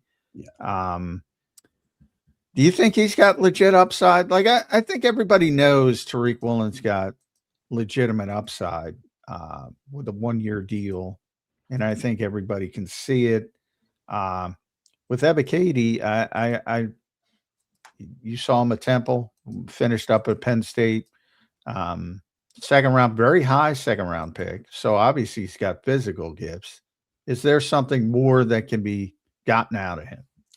I think potentially. I do think he is a quality rusher. He's been decent in his career. Like if you look at his pressure rate, even though it was a limited snap, I think he was top 10 last year. Doesn't always finish, and his role got decreased because of Jalen Walker and James Pierce. But I mean, he had back-to-back 6-sack seasons prior to that. And if I might be wrong, but if I remember right, I think one of his seasons got cut short, so he was playing really well one of those years as well. So I think he is a good player. He's been relatively healthy. I don't think you expect him to be like your starting edge rusher, though. I think he's like a number 3 edge rusher. Maybe he's. You know what? Can he help the rotation? Yes. Yeah. I think so. Maybe he's what Azeez Ojulari was supposed to be before his body just completely broke down. And we saw Azeez last year was a shell of himself. Maybe he can come in and be your 3rd edge rusher. I think he's a solid player, but I don't think he's good enough if you really want that top of the line edge rusher to go with Jalen Hunt and you are concerned about Nolan Smith. I don't think he's your answer there, but I think he can help the rotation. He could be an upgrade over maybe Josh Uche and Ojulari last year. Are you surprised about Dallas Goedert's market? What is going on there? What is going on with this guy? Yeah. He's pushing back Boyd Gates. He's getting $7 million. He had 13 touchdowns last year. Yeah. Granted, he's 31. Had a bad blocking season. But you know how this league works. You score touchdowns, you get paid. Why can't Dallas Goedert get a decent? Yeah, I'm not feeling bad for him. He's making $7 million. He's made $57 million. But I think we all said he's gone because he'll get a 2-year deal somewhere. Yeah, evidently he wasn't there. Yeah, it must have not been, because why take that less of a deal? I mean, I know there's some thought that he just really loves Philly that much, but like, and maybe nobody loves Philly that much. And if he does, you're getting 2-20 versus 1-7. Come on. Anybody believe that? Yeah, maybe Dallas is just a different type of guy. I don't know. I mean, it's just I've seen the reporting by Albert Breer that the Broncos had some level of interest. I would like to know like what they were willing to offer Dallas Goedert. I'm curious. I mean, the only thing I could say about his market is just when people look at him, they see the injury history. I mean, last year was the first year he's really stayed healthy for, I think, he got a little banged up there, but like he was healthy for the majority of the year. I mean, the 3 or 4 years before that, he wasn't. He's an older player. I guess if you're an NFL team, some of these teams are free agency, they're looking for the upside. I think Dallas is what he is at this point, which is still a good player. Like you see, like Charlie Collier get all this money from the Chargers. Like I think get more than Dallas Goedert. Like I mean, I guess he's got more upside potentially, but like he's also not a proven product. I think I'm surprised. That's a guy I love though. Do you pronounce it Collier? Is it Kohler or Collier? I don't know, but we got to study that. Yeah. He's a big time blocking tight end, and obviously they're trying to shift. And that's how I remember Josh Oliver in Baltimore. That was the same thing. Like he's the best blocking tight end in football. If you want a tight end, go to Baltimore. But I do think he's a good block. But yeah, it's crazy that he would make more money than Dallas Goedert. Yeah, and you just brought up another point. I mean, Dallas's blocking regressed last year. I don't know if he's as explosive as he once was. Obviously, he's pretty effective in the red zone still, but I don't think he is that as explosive as he once was. He's not as good of a blocker, and he has an injury history. So, I mean, maybe those factors led to him having a smaller market. I mean, and it's not like teams are going out and playing crazy tight end money anyway, and he's an older guy. And, I mean, sadly for him, I feel like he's missed his opportunity to kind of earn that significant payday because, I mean, next year he's going to be a year older. Oh, he's on the 1 year plan now going forward, period. Yeah. Doesn't matter where he goes. It's 1 year at a time. So, yeah, and so maybe if he knew, like, look, he's getting maybe he was getting a little more elsewhere, but it was like $8 million a year, $9 million a year. Maybe it was enough for him to just say, you know what, I want to go back to Philly. It's not enough. So I think that's possible. How's that tight end room look to you then? I mean, you got Goddard and Calcaterra back. You know, it's basically the same tight end room with the addition of the great Johnny Munt. And Steve, I don't know how much you like Johnny Munt. I did see somebody posted up some tape of Johnny Munt. He was moving dudes, man, pretty easily blocking in the game. What do you think of the tight end room as it stands? By the way, can I jump in? People got to stop highlight film. That, you know, yeah. The guy's been in the league for a long time. He's been a third tight end for a long time. I mean, yeah, but I saw a video of him decleating somebody. I thought it was a good video. Well, no, I'm sure it was, but I'm just saying it's amazing. You know, I mean, you know, interesting because Johnny's been with Kevin O'Connell before that, Sean McVay, so he's got extensive experience in this particular offense or what we think this offense is going to be. He was with the Rams for his entire, you know, he's an undrafted kid with the Rams through 2021. So he spent 5 seasons there. Then he went to O'Connell with the Vikings, spent 3 seasons there. Then he got a 2-year deal in Jacksonville. What we're talking about with Dallas Goedert, he got a 2-year deal. You know, now it was like 2 years and $5 million. You know, it wasn't huge, but that's a big thing for a player like that who's been a tight end 3 his whole career and is going year by year pretty much. And, you know, he has a pretty good year as a blocker, and they cut him because they don't want to pay him whatever, $2.8 million. Why is everybody so hyped up on Johnny Mudd, Caden? Explain it to me. I honestly, I think it has more to do with like last year, people watching Kylan Grant and Grant Calcaterra try to block in some of these condensed sets, and they couldn't do it. So like, I don't. He's not a sexy signing, obviously, but he fills a role that I think people were frustrated watching others try to fill. And that's nothing against Grant Calcaterra or Kylan Granson. I just don't think they were suited. They weren't. They weren't good blockers. I mean, they're not. Yeah, it's just not their role. My only point is, if they draft like Oscar Delp in the day 3, he could get cut. Yeah, or Grant could get cut because I saw the guarantees weren't very much as well. Well, yeah. My theory is if they sign a blocker, they'll cut Munt. If they sign a receiver, they'll cut Calcaterra, kind of thing. Yeah, I think that's very likely. I mean, I think it's more likely. I mean, back to Zander's question, what I think with the tight end room. I mean, like honestly, I think I'd be a little underwhelmed going into next year. Just I don't know if Dallas, like I said earlier, is going to continue to get better. I think Grant is like okay. He's an okay pass catcher. He doesn't bring much as a blocker, and Johnny Mudd is a good blocker. I think ideally like you mentioned Oscar Delp or like someone. It's a very deep tight end class. I don't think it's like a ton of stars at the top, but like it's like I've seen people say, it's 20 deep, going into like, 5th, 6th, 7th round. Like if they can get a guy in the 3rd or 4th round with some developmental traits, whether it's like Sam Roush from Stanford or someone like that. Oscar Delp is another one, and they could draft him to be like the number 2 tight end with Dallas Goedert, and they can develop for a year before he, maybe develops into the guy in 2027 as a full-time starter. I think that would be ideal for the tight end room. I think if you're going in with Dallas, Grant, Johnny Munt, and like, I don't know, let's say they take the same position last year, although you have a better blocker. So, yes. I mean, you got a bunch of 1-year guys. And you're going to have to remake the room next year and either sign them back or go in a different direction. So I would be stunned if they don't draft the tight end because, I saw Dane Brugler said it. He's got more draftable grades on tight ends than he ever had before in any draft. So it is very deep, and you should be able to get somebody even on day 3 who could be here for 4 years at least at the bare minimum. Yeah, and at least the guy you draft, you would hope is like your number 2 tight end going into 2027. Then you find another, number 1 tight end in next year's draft, and you build that tight end room. I think starting to remake it is important because I don't think you can go in with, a late day 3 pick next year and having Goddard contract coming up and Calcaterra's contract coming up and who knows with Johnny Munt, and then feel good about that room. I think they need someone. I mean, ideally, I would take a guy in the 3rd or 4th round. Like you mentioned, Oscar Delp. The production is not there, but the athleticism and like the physical tools and like Georgia just didn't throw him the ball. But like you watch his tape, he's open, consistent. Well, I like a bunch of those guys. I like Delp. I like Raritan from Notre Dame, more of a blocking tight end, I would think. Justin Jolie or Jolly, however you pronounce it, from NC State. You mentioned Sam Roush. I think he's good.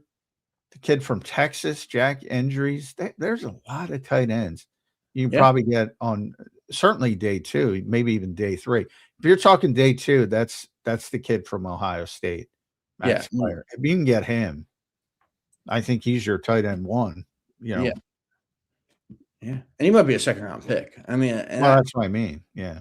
And with their offensive line needs and some other things, I don't know if they take a tight end in the 2nd round, knowing Goddard. I mean, obviously, if he's there and they like him a lot, they could. But like, I think Jack Endries, the name you just said. I mean, he's an awesome blocker. I mean, he brings a decent amount of pass catching upside. And he played at Cal before he went to Texas with Fernando Mendoza, and he was awesome there as well. I think he would be a solid pick. I think any of those guys could develop into like solid starting tight ends. I don't know if you're not going to get like, I don't know, top 5 play probably from any of these tight ends in the 3rd or 4th round, but you're getting 4 years of instead of this 1 year of bullshit. So that would help start remaking the tight end position. I think that's important. All right, I guess we got to talk about AJ. I don't like talking about AJ at this point. I still think he's going to be gone. I just don't know when. So I got to get your current AJ scale. And if it is, he's not going to be here. Well, they got to do something. And what are they going to do? Yeah. I still feel like it's very possible that he gets traded. Obviously, it makes more sense doing it closer to, post June 1 so they can not take as much of a cap hit. I know they could, possibly take less now because they brought back Goddard. But I think it's as simple as, it appears that AJ wants out. The Eagles aren't getting the offers they want. There aren't a ton of suitors out there. The Patriots are the suitor. They've been the suitor for years. They've been calling the Eagles about AJ for years. Who's going to give in first? And the Eagles, maybe they don't have to give in. Maybe they can somehow work this out with AJ and bring him back next year. I don't think that would be I don't know if it would work, but I guess that's an option on the table. I would go 60-40 that he's still gone. I'm not as confident as I was last week, but I'm still leaning more likely that he is gone. And if he is gone, I think the next month will be really telling about A.J. Brown's future, because if he's still on the team prior to the draft and they go into the draft and they take in the first or second round a wide receiver, they take Omar Cooper or Casey Concepcion or someone in the first round, or even in the second round, they take Jeremy Bernard or Skylar Bell or one of those wide receivers with their second round pick. I think that's going to be more of an indication that AJ Brown probably won't be back next year. I mean, I guess they could still draft those players, and Howie always wants to think about the long-term future, and he could think even if AJ's back, maybe it's one more year. But if they draft a wide receiver early, I think that's more of a sign that he's going to be gone. And if AJ gets traded, which is possible, I think that's another priority position. They're going to have to find a young wide receiver on a rookie contract that can make an immediate impact in the first or second round. I mean, it could be the third round. I mean, at least on day one or day two.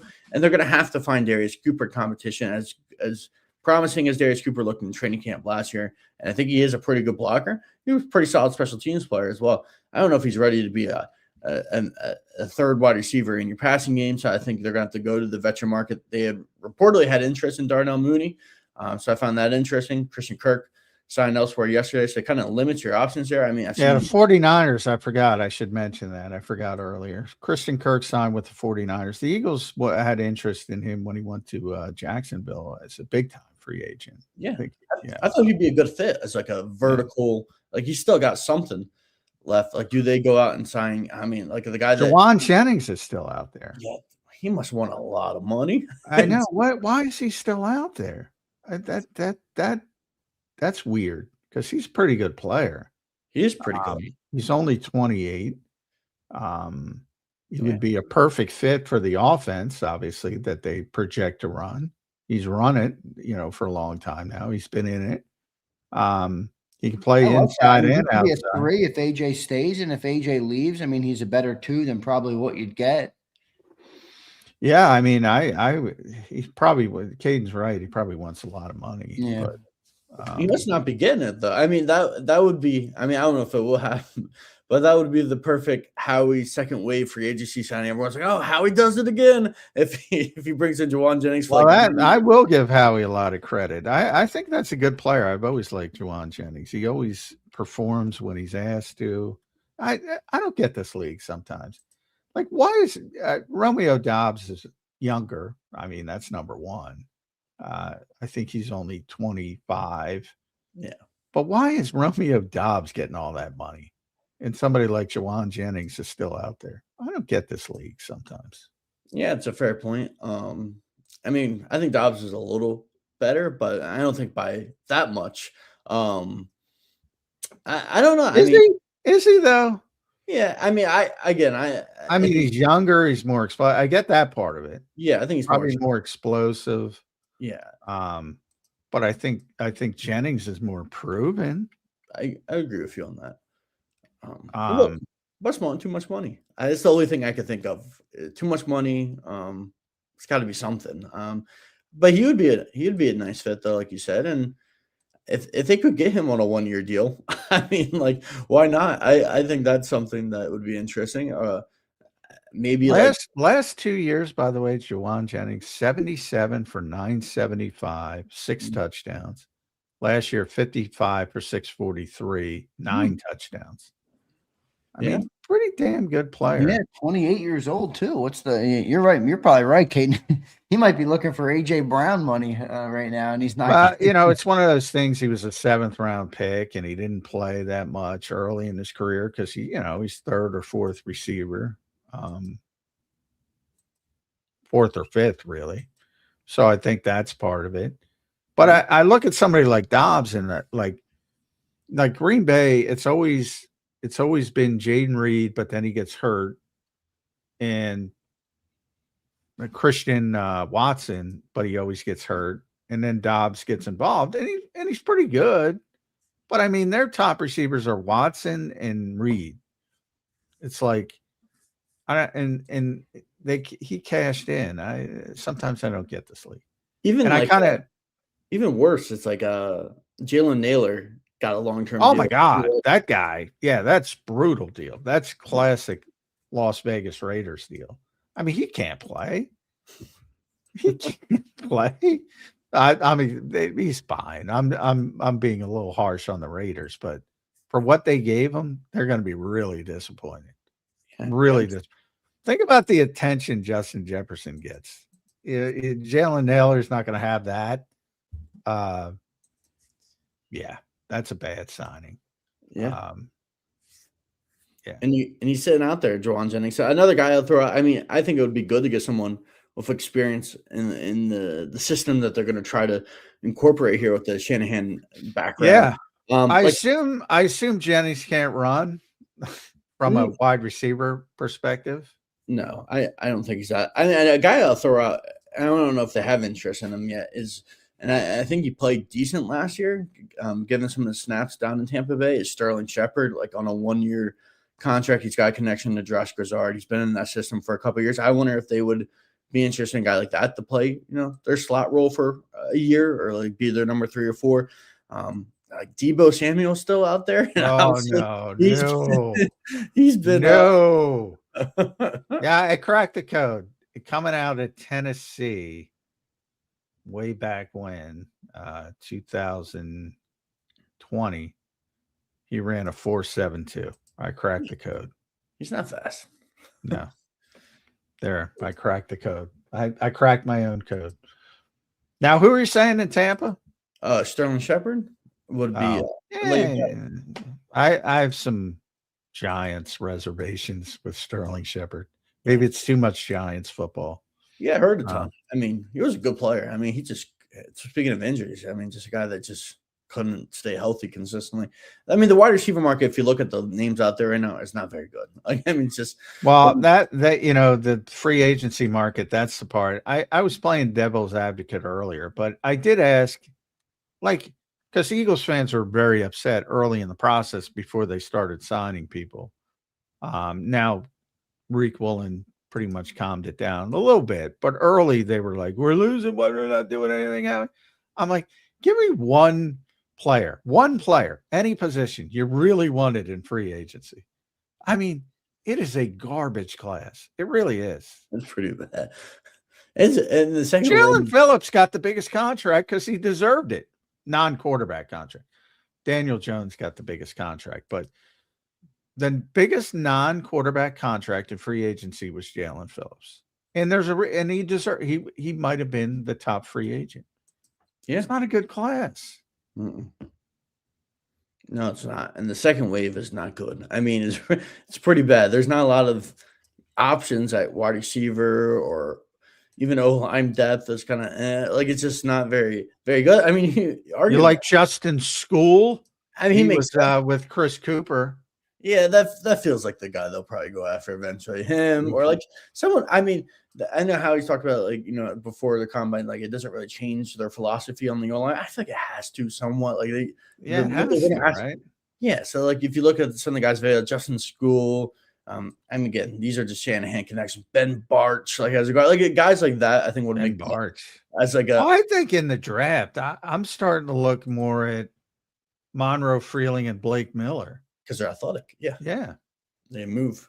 I think those would be those. Blake Miller feels like a likely scenario in the first round for the Eagles potentially as a Lane Johnson replacement. Monroe Freeling might go in the top like 12 picks. Yeah, he's gonna go too high now. Yeah. But he would make some sense. He's shooting up the board. Here's one I've asked other people, so I'm going to ask you. Could Spencer Fanu fall because he's got little baby arms? I could see it. Possibly. I mean, if he does. He's got shorter arms than Will Campbell had. Yeah, I don't know if he's a tackle. Like, honestly, I think he could be a right tackle. I mean, he's a really good player and he's athletic as heck. I know he's got short arms, but he moves differently. I've seen some people say that, like, he could kick inside the center and be an all-pro. I mean, he's got like a build of like a. Well, that's why I love him, because I think he can play all 5 positions. So he's a safe prospect. I don't know if he'll reach 23, but I think there's an outside chance he will, because his arm. Nobody wants to pay no one wants to draft, interior lineman that high. So if he starts to fall, if everybody considers him an interior lineman, I jump on him at 23. Yeah, he's like a top 10 production player, and I would jump on him. I'm not saying it's gonna happen, but his arms are so short, it might happen. Maybe, or at least he'll be like. I mean, if he doesn't fall to 23, he might be in range for a trade up. That's reasonable. Let's say he falls to 18 or 19 or 17. Maybe Howie, if he loves him, it's in striking distance. Spencer Fano, I mean, if that happens, I think he would be a home run pick. I really do. I have a little more like concerns about Blake Miller. I think he is really athletic. He's got long arms, and like those are two really good combinations. I think his core strength is a little weak. He does get pushed back a little too much for my liking, but the physical tools are there. It's a decent tackle class, and it's a pretty good interior class. I mean, the Eagles are going to have options there in the draft, and I would be shocked if it's not a first-round offensive lineman. I mean, maybe it's a wide receiver. I mean, it's the only other one I could think possibly, but I mean, Caleb Lomu will be there as well. I don't like Caden Proctor as much as other people do, but I mean, some people like him. I don't think he's a fit now that you shipped. I thought maybe he was a fit if Stoutland was here and you're doing the same thing. Then I think he's a better fit. Yeah. But I've shifted towards the Millers and Freelings because I think they're going to play differently, and I think they're going to look for different styles. Yeah, I think that's the most likely scenario. Maxi Achana from Arizona State. I mean, he's pretty athletic, and he's got very light feet, and he can get in space as well. And he's a little lighter on the lighter side as well as a tackle, and he had a great Senior Bowl. He's also a fantastic story. Didn't start playing football into JUCO. So, and then there's some developmental stuff there. Like you're gonna really have to have Chris Cooper to help him grow. And I guess Chris Cooper is an unknown when it comes to that. I mean, didn't have the best success in Minnesota, but that's another tackle that I would throw out there as a potential option with Blake Miller and Monroe Freeling. So. Good stuff, Caden. Appreciate you joining in today. My final question for you today, and obviously this could change as we get closer to the year, but who do you think is more pressure going into the year, Nick Sirianni or Jalen Hurts this year? It's a tough question because I feel like they're tied together. And if one fails, I think the other one might be out. Right. So it's tough. I don't know. I mean, probably Sirianni. I mean, because Jalen at least had the contract, and I think probably Nick to some level, but it's tough because I'm kind of going back and forth in my head. I'm like, I don't know. I mean, I would probably roll with Nick because I feel like he's more likely just to get blamed for everything. I mean, if we're talking about if we're talking about internal pressure, I'm not exactly sure, but at least outside pressure. I mean, I feel like if the season goes off of the rails, I mean, Nick, they're going to be calling for his head left and right. I don't think Jalen's going to receive that same level of criticism because I think there is some blind love for Jalen, and I think Jalen's a good quarterback, but I don't think he gets criticized as much as Nick. So I think Nick is probably more likely. I mean, even dating back to 2023 after the year, and there were reports that they were thinking about going after Bill Belichick and firing Nick, and it took 10 days to even have that presser. So the fact that that's been a thought out there, the fact that I don't know, I would probably lean Nick is under more pressure, but I mean, this could be the year that things unravel for Jalen if he doesn't play well. Good. Well, I go Nick. Nick's first to go because it's easier to replace the coach than the quarterback. But they're both, if they have a bad season, the clock is ticking. But it's easier to replace the coach, as you pointed out. They tried to replace him twice already. Not tried, but considered it.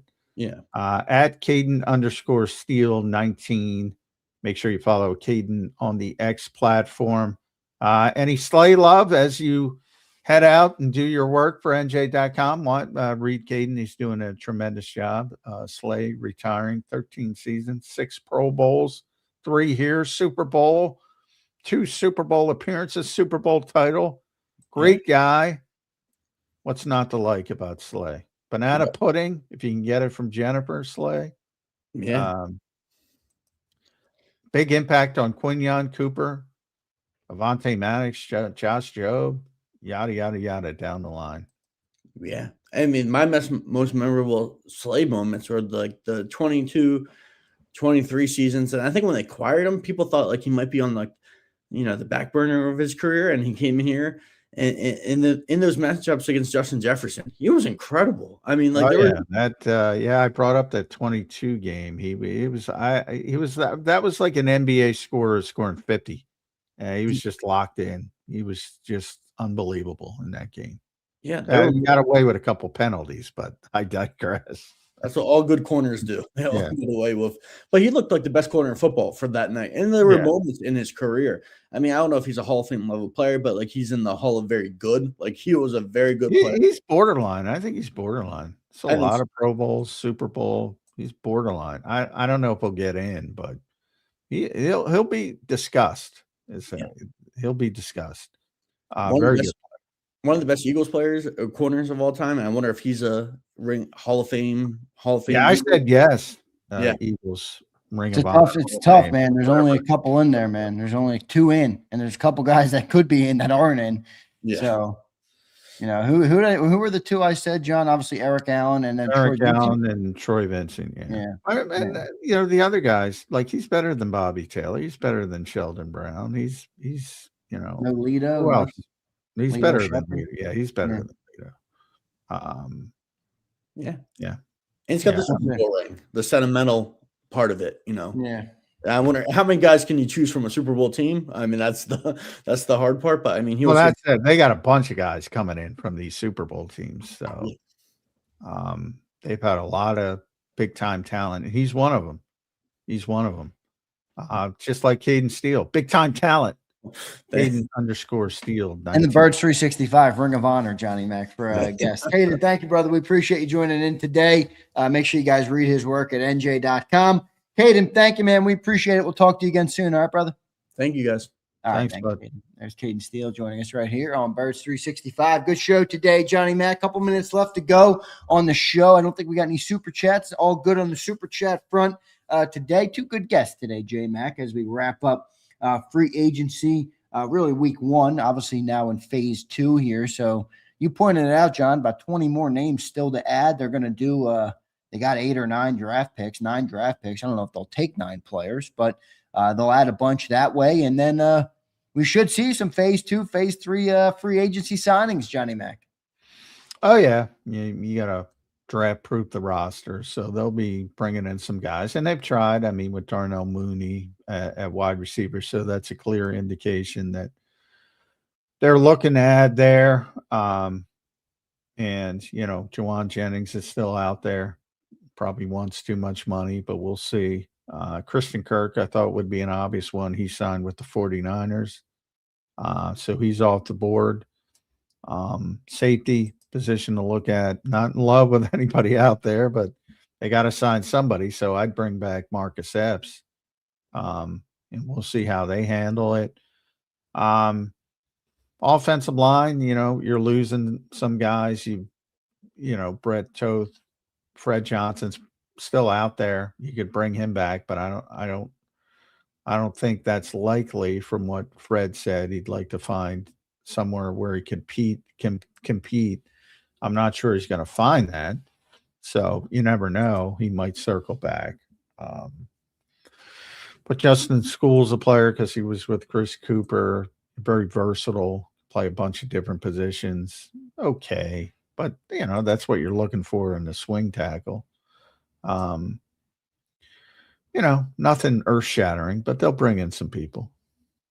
Good stuff there, Johnny Mac. John, a couple minutes left to go here on the show. We will see what ends up happening in the coming weeks here with as they draft proof, as you mentioned. You mentioned you thought they would draft an offensive lineman in round 1. I agree with you on that, and we will see how else they fill out the roster. But it's going to be interesting to see, man. I think there is a lot of change, John. I think the way you worded it with the lower floor is kind of exactly as I see it. It just feels like it could be a worse year than we've had, but it also the ceiling does still exist, and we will find out. But I think that wording on it, John, was accurate to me.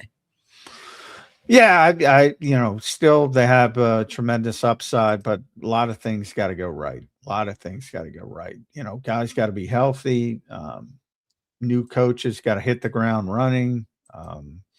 And then you could have do some special shit, as Nick Sirianni would say. But, this is the first time where, last couple of years, if you told me the Eagles are going to be under 500, I would laugh at you. I could, like Jimmy Kempski, my buddy, does that dumpster fire series every year where how the season can go wrong. Right. You had to work at that for the Eagles to come up with a dumpster fire. You can come up with a dumpster fire pretty quickly this year. Yeah, things going wrong. Offensive line doesn't get healthy. Yeah, Sean Mannion hands over his head. You can get there pretty quickly this year. So the floor is definitely lower than it has been.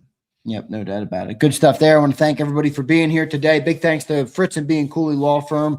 Shout out to Brian Fritz for supporting Birds 365 multiple years with us. So we appreciate Brian Fritz and Fritz and Bianculli Law Firm for sponsoring the program today. Johnny Mac, your final thoughts here on a Tuesday edition. We'll have a Wednesday tomorrow. I think we'll talk to Mike Gill and BLG. I'm sure you'll make sure they're good to go. No, Mike tomorrow. Oh, that's He's right. in No Mike, yeah. Clearwater. He's in Clearwater. Try to get BLG. Hopefully he'll be able to do it. But we're without Mike Gill tomorrow. Lord knows if anybody needs a vacation, it's Mike Gill. So, his 47th vacation of the year. Mike Gill, man, he vacations a lot, doesn't he, John?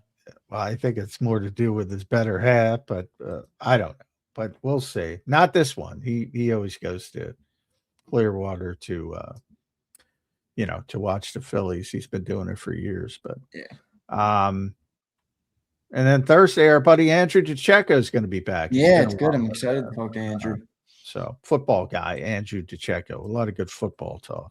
Yeah, Sort of the two biggest football guys in town, me and DeCecco. There you go. No doubt about it. There's the ego going.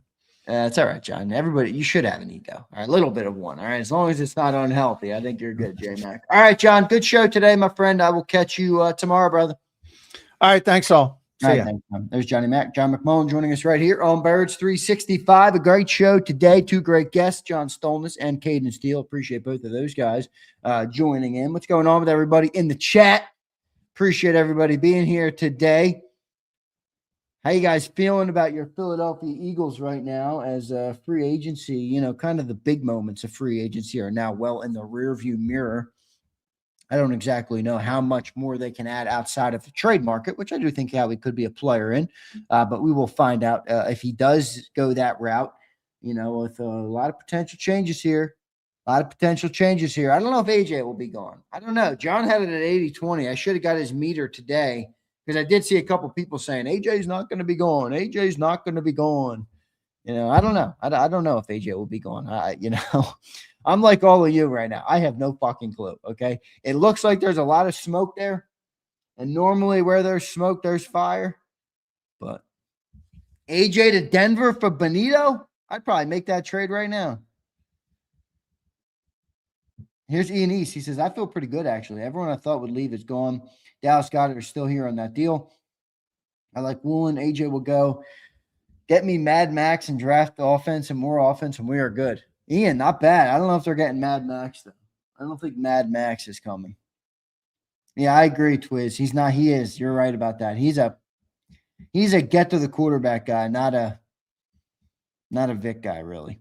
Theo, thank you, man. Appreciate you, Theo. WP says sooner if he is dumb enough to listen to dopes telling him to run, even though he is slower and has at least two brain. I don't know what the hell you're talking about. AJ to Denver. Can we get a JC extension? Afraid, I think it might come, man. I think it might come soon. I think right before the draft, dude. Give it another month. Give it another 2 to 3 weeks. All right, give it another 2 to 3 weeks. That's what I think. Fleming says, I wanted to hear a breakdown of the measurables Caden looks for. Oh, come on, Fleming. Always put me in a bad spot. We need a legit edge rusher. I'm with you, Christopher Michael. I wonder what Jalix Hunt looks like this year. I have a feeling Jalix Hunt could have another big year. I think Jalix Hunt's got a bright future. Now, is he enough to anchor? Probably not yet. But I do think he's got a bright future. I'm excited to see what Jalix Hunt looks like this year. Nolan Smith, I don't know. I'm a little more out on Nolan Smith. I'm a little more, not out on him. I just don't have the belief that he's an anchor edge. I think he's a good rotational piece. I don't know that he ever becomes a starting edge where you don't feel like you need something better. You know what I mean?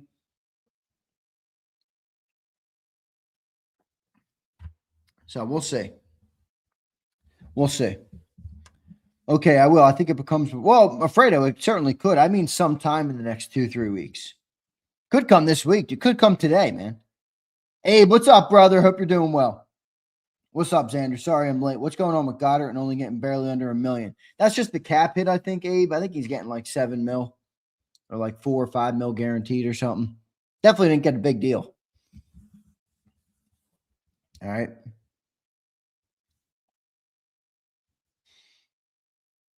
Nolan is a rotational guy at best, too. Too hurting it. Yeah, I kind of agree. Fleming, it is an art form. You trying to fucking dupe me, Fleming? Look at him. Fleming got him to read so much out. Dro, fuck off, Dro. And Fleming. Both of you fuck off. BGG Bergen Girl says, I don't think AJ's going anywhere yet. Ooh. We'll see. We'll see. Original Philly with my signature line. We'll see what ends up happening. Original, that's all we can do, right, man? Isn't that the truest line, though? I know I use it maybe too much, but isn't it true? We'll see what happens. I mean, we're all just viewers of the entertainment. I am not the string puller. I do not pull the strings on the Eagles, on the games, on the refs, on anything. We'll see what happens. Trayvon Walker. I'd love that. Yeah, Dro, you're in the shit house today, Dro. I don't want to hear it's all love with little heart hands. Dro, fuck out of here. What are you, Dro? Head to the shit list. All right? I come to expect it of Brian Fleming, not of you, Dro. Hit the shit list, guy. Here's Rasputin. Nothing happening on offense has me optimistic. AJ is going. The best affordable free agent wide receivers are gone. And all we have, put me to sleep, this comment. Oh, man. All we have are cast-offs. Cooper, Wilson, Smitty, and a rookie or two. That's true.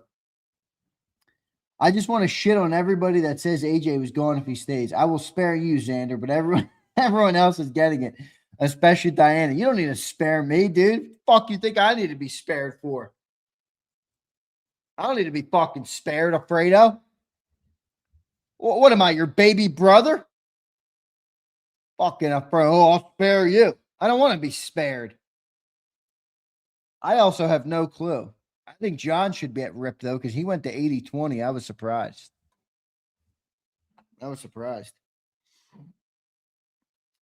The Commanders just signed Van Jefferson. Nice. The commies are hilarious, dude. I get a total kick out of the commies. I don't think they have done anything good in the last 2 years. I really don't. Lurie's going to need to install a bookshelf on the sideline for AJ. I agree, Original. I know, Sig. Alfredo loves victory laps. This dude's emotional. All right? Alfredo, you're emotional, Alfredo. You're emotional. Philly to Chicago. What up, brother? I mean, the Commanders are literally the Sixers. Dude, it's so true. Gary, oh my gosh. Oh my gosh, it's so true. They're like the Sixers. That's the comp. You know, they draft a good player and then they surround him with a bunch of stiffs all the time. Pick up Tyrese Maxey, let him become a superstar, and surround him with a bunch of scrubs. Oh, that's funny. That is funny. Same fucking owner. Tommy, what are you laughing at? Yes, I am emotional. At least you can admit it, Buttercup. Put some butter on your biscuit. Hold up. Xander was trying to... Hey, Twiz, I was roasting you because you were fucking off your rocker yesterday. Wait, let me explain to everybody on Birds 365 who wasn't there in the afternoon. Yesterday, Twiz tried to go as far as to say the statistics I brought up on A.J. Brown were irrelevant because AJ actually doesn't care about his personal numbers. He cares about the team offense. That's what Twizzler said yesterday. AJ cares about the team offense, not the personal numbers. Twiz, you understand how ridiculous that sounds, right, Twiz? The team offense is of more importance. AJ actually wants out, not because he got 5K yards, but because the team offense isn't good enough. I mean, this dude Twiz is smoking peyote. This dude Twiz is on that ayahuasca. He's on that ayahuasca with Aaron Rodgers. Look at Tyler. That's actually the dumbest thing I've ever heard. I'm with you. All right? I'm with you. He said the offense is a shit show. Not I need more targets, you goofball. Shut up, Twiz. One of your worst takes I've ever seen. What AJ Brown wants out, not because of anything personally, guys. He's actually the greatest team player in the world, and he just wants the team to be better. Is that right, Twizzler? Is that right, Mr. Twizzler? You know, Twiz, normally you're the Twizzler. I call you Twizzler. You're like, you know, there's like the old shitty Twizzlers that taste like leather. And then you got the Twizzlers that are like the bigger ones. I guess they're like the pull and peel. You know, they're a better Twizzler. You've been downgraded, Twiz. You've been downgraded to an old stale Halloween Twizzler. Yeah, it's given out by the cheapskate on the end of the street. Fucking this guy Twiz. Yeah, AJ wants out because the team, not because of the personal accolades. Fucking Twizzler. Zander, can you buy Jalen Hurts? No, I don't want to get ripped off for $12.99 like you said, Sig. I don't want to get ripped off like you said. All right. I don't want to get ripped off by AJ Brown or Jalen Hurts' kid's book.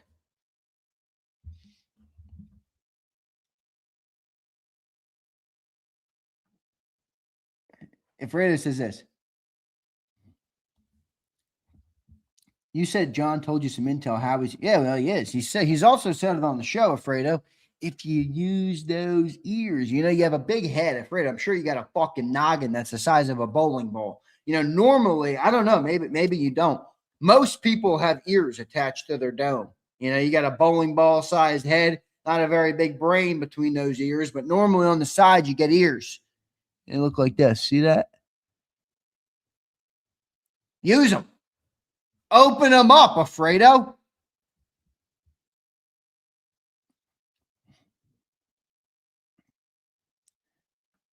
He's going to have a generation of kids speaking in riddles. Oh, no, that's true. Your kid's going to come home and your kid's going to get home from school and be like, you know, mom's going to be like, what happened? You got a D on your test. Mom, I kept the main thing. And I didn't believe I needed geometry in life. I was just keeping the main thing. Main thing. Oh, no. Oh, man. The kids are going to come home from school. They're going to have a Jalenism. Yeah, right, Daz. Honey, you failed your test. Flush it, Ma. Flush it. If you ain't focused on the next one, you're doing it wrong. Flush it. Flush it, bro. I love it. That's classic. Main thing is graduating. Our weekly performance doesn't matter as long as we get to the 12th grade. There you go, Gary. Mom, it's better than a touchdown. Oh, man. Jalen Hurts not getting a D in geometry. That's Zander grades there. Yeah, I'm right. You know what I have? I'm fucking street smart, you know? I didn't care to bury my face in books. You know, there's an old quote. Who's the guy that created the school system? What's his name? Rockefeller or Rothschild? One of those dudes. I've said this before on the show. You know what they say, Reyes?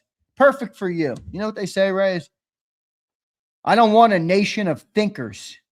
We need a nation of workers. I am not a worker. All right? I'm a thinker, a builder, an entrepreneur. I don't need to fucking go there and buttercup up my teacher so I can get an A in a fucking class. I don't give a rat's ass. I barely got by school. I barely got by. But you know what I did have, Reyes? I had a damn good standardized test score.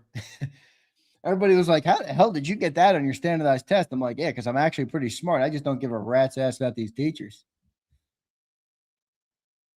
31 on my ACT, dude. Come on. And he priced the test books less than what he made them for, so nobody would compete with him. Maybe. Is that right, Sig? Changing a spark plug on an engine with a blown head gasket. That's a great analogy. There you go, Fredo Zander. Jay-Z, I'm not a businessman. I'm a businessman. Let's go. Let's go. Whole system is flawed. Yeah, it's true. Get an A and baby Jalen will ask mom if that's what she wanted to see. I guess that's what y'all wanted to see. Right, Ma? Oh, man, that's classic. I didn't even think of the kids' book in that way, but you're right. You guys are right, man. We're going to have a whole generation of Philly kids speaking in Jalenisms. Do you guys like the Jalenisms? You guys like the Jalenisms? Look at Angelo crying like a little baby back bitch. You know what I love? I love people in life who try and act like, yo, you got a fucking lot in life, all right? You gonna fucking cry about it, Angelo?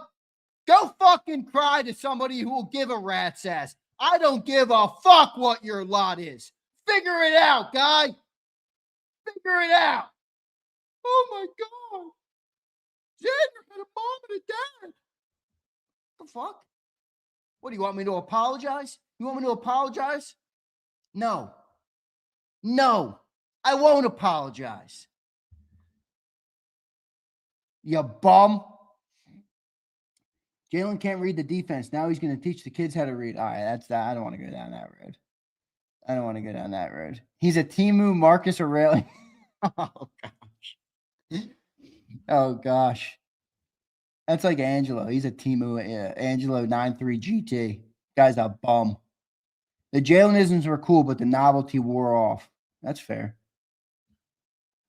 Hurts isn't going to show emotion like the fruits in this chat. It's like half of these folks discovered stoicism overnight. Well, Reyes, I know you'd be into it. I knew you'd be into it, brother. Reyes, how many kids' books did you purchase so far? Be honest. Be honest, Reyes. You bought more than Angelo.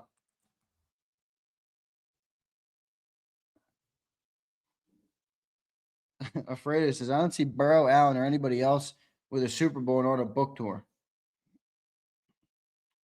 I mean, all right, Alfredo. What do you want to give him a fucking milk and cookies for releasing a kid's book? I mean, come on. 0, LOL. That's right. That's because you don't have any kids. Which I don't know why you don't have kids. You should be having kids. I mean, if I come back from my honeymoon and my wife isn't pregnant, I'll call it a failure. I'll call it a failure for your boy. All right. So that's probably what's going to end up happening. Love you guys. I got to run. Appreciate everybody being here. Don't forget to hit that like button. Subscribe to the channel if you're not already. Don't be a dusty gray. Big things coming. All right. Working on everything now. Hit that like button for me. See you next time, everybody. EAGLES. Eagles.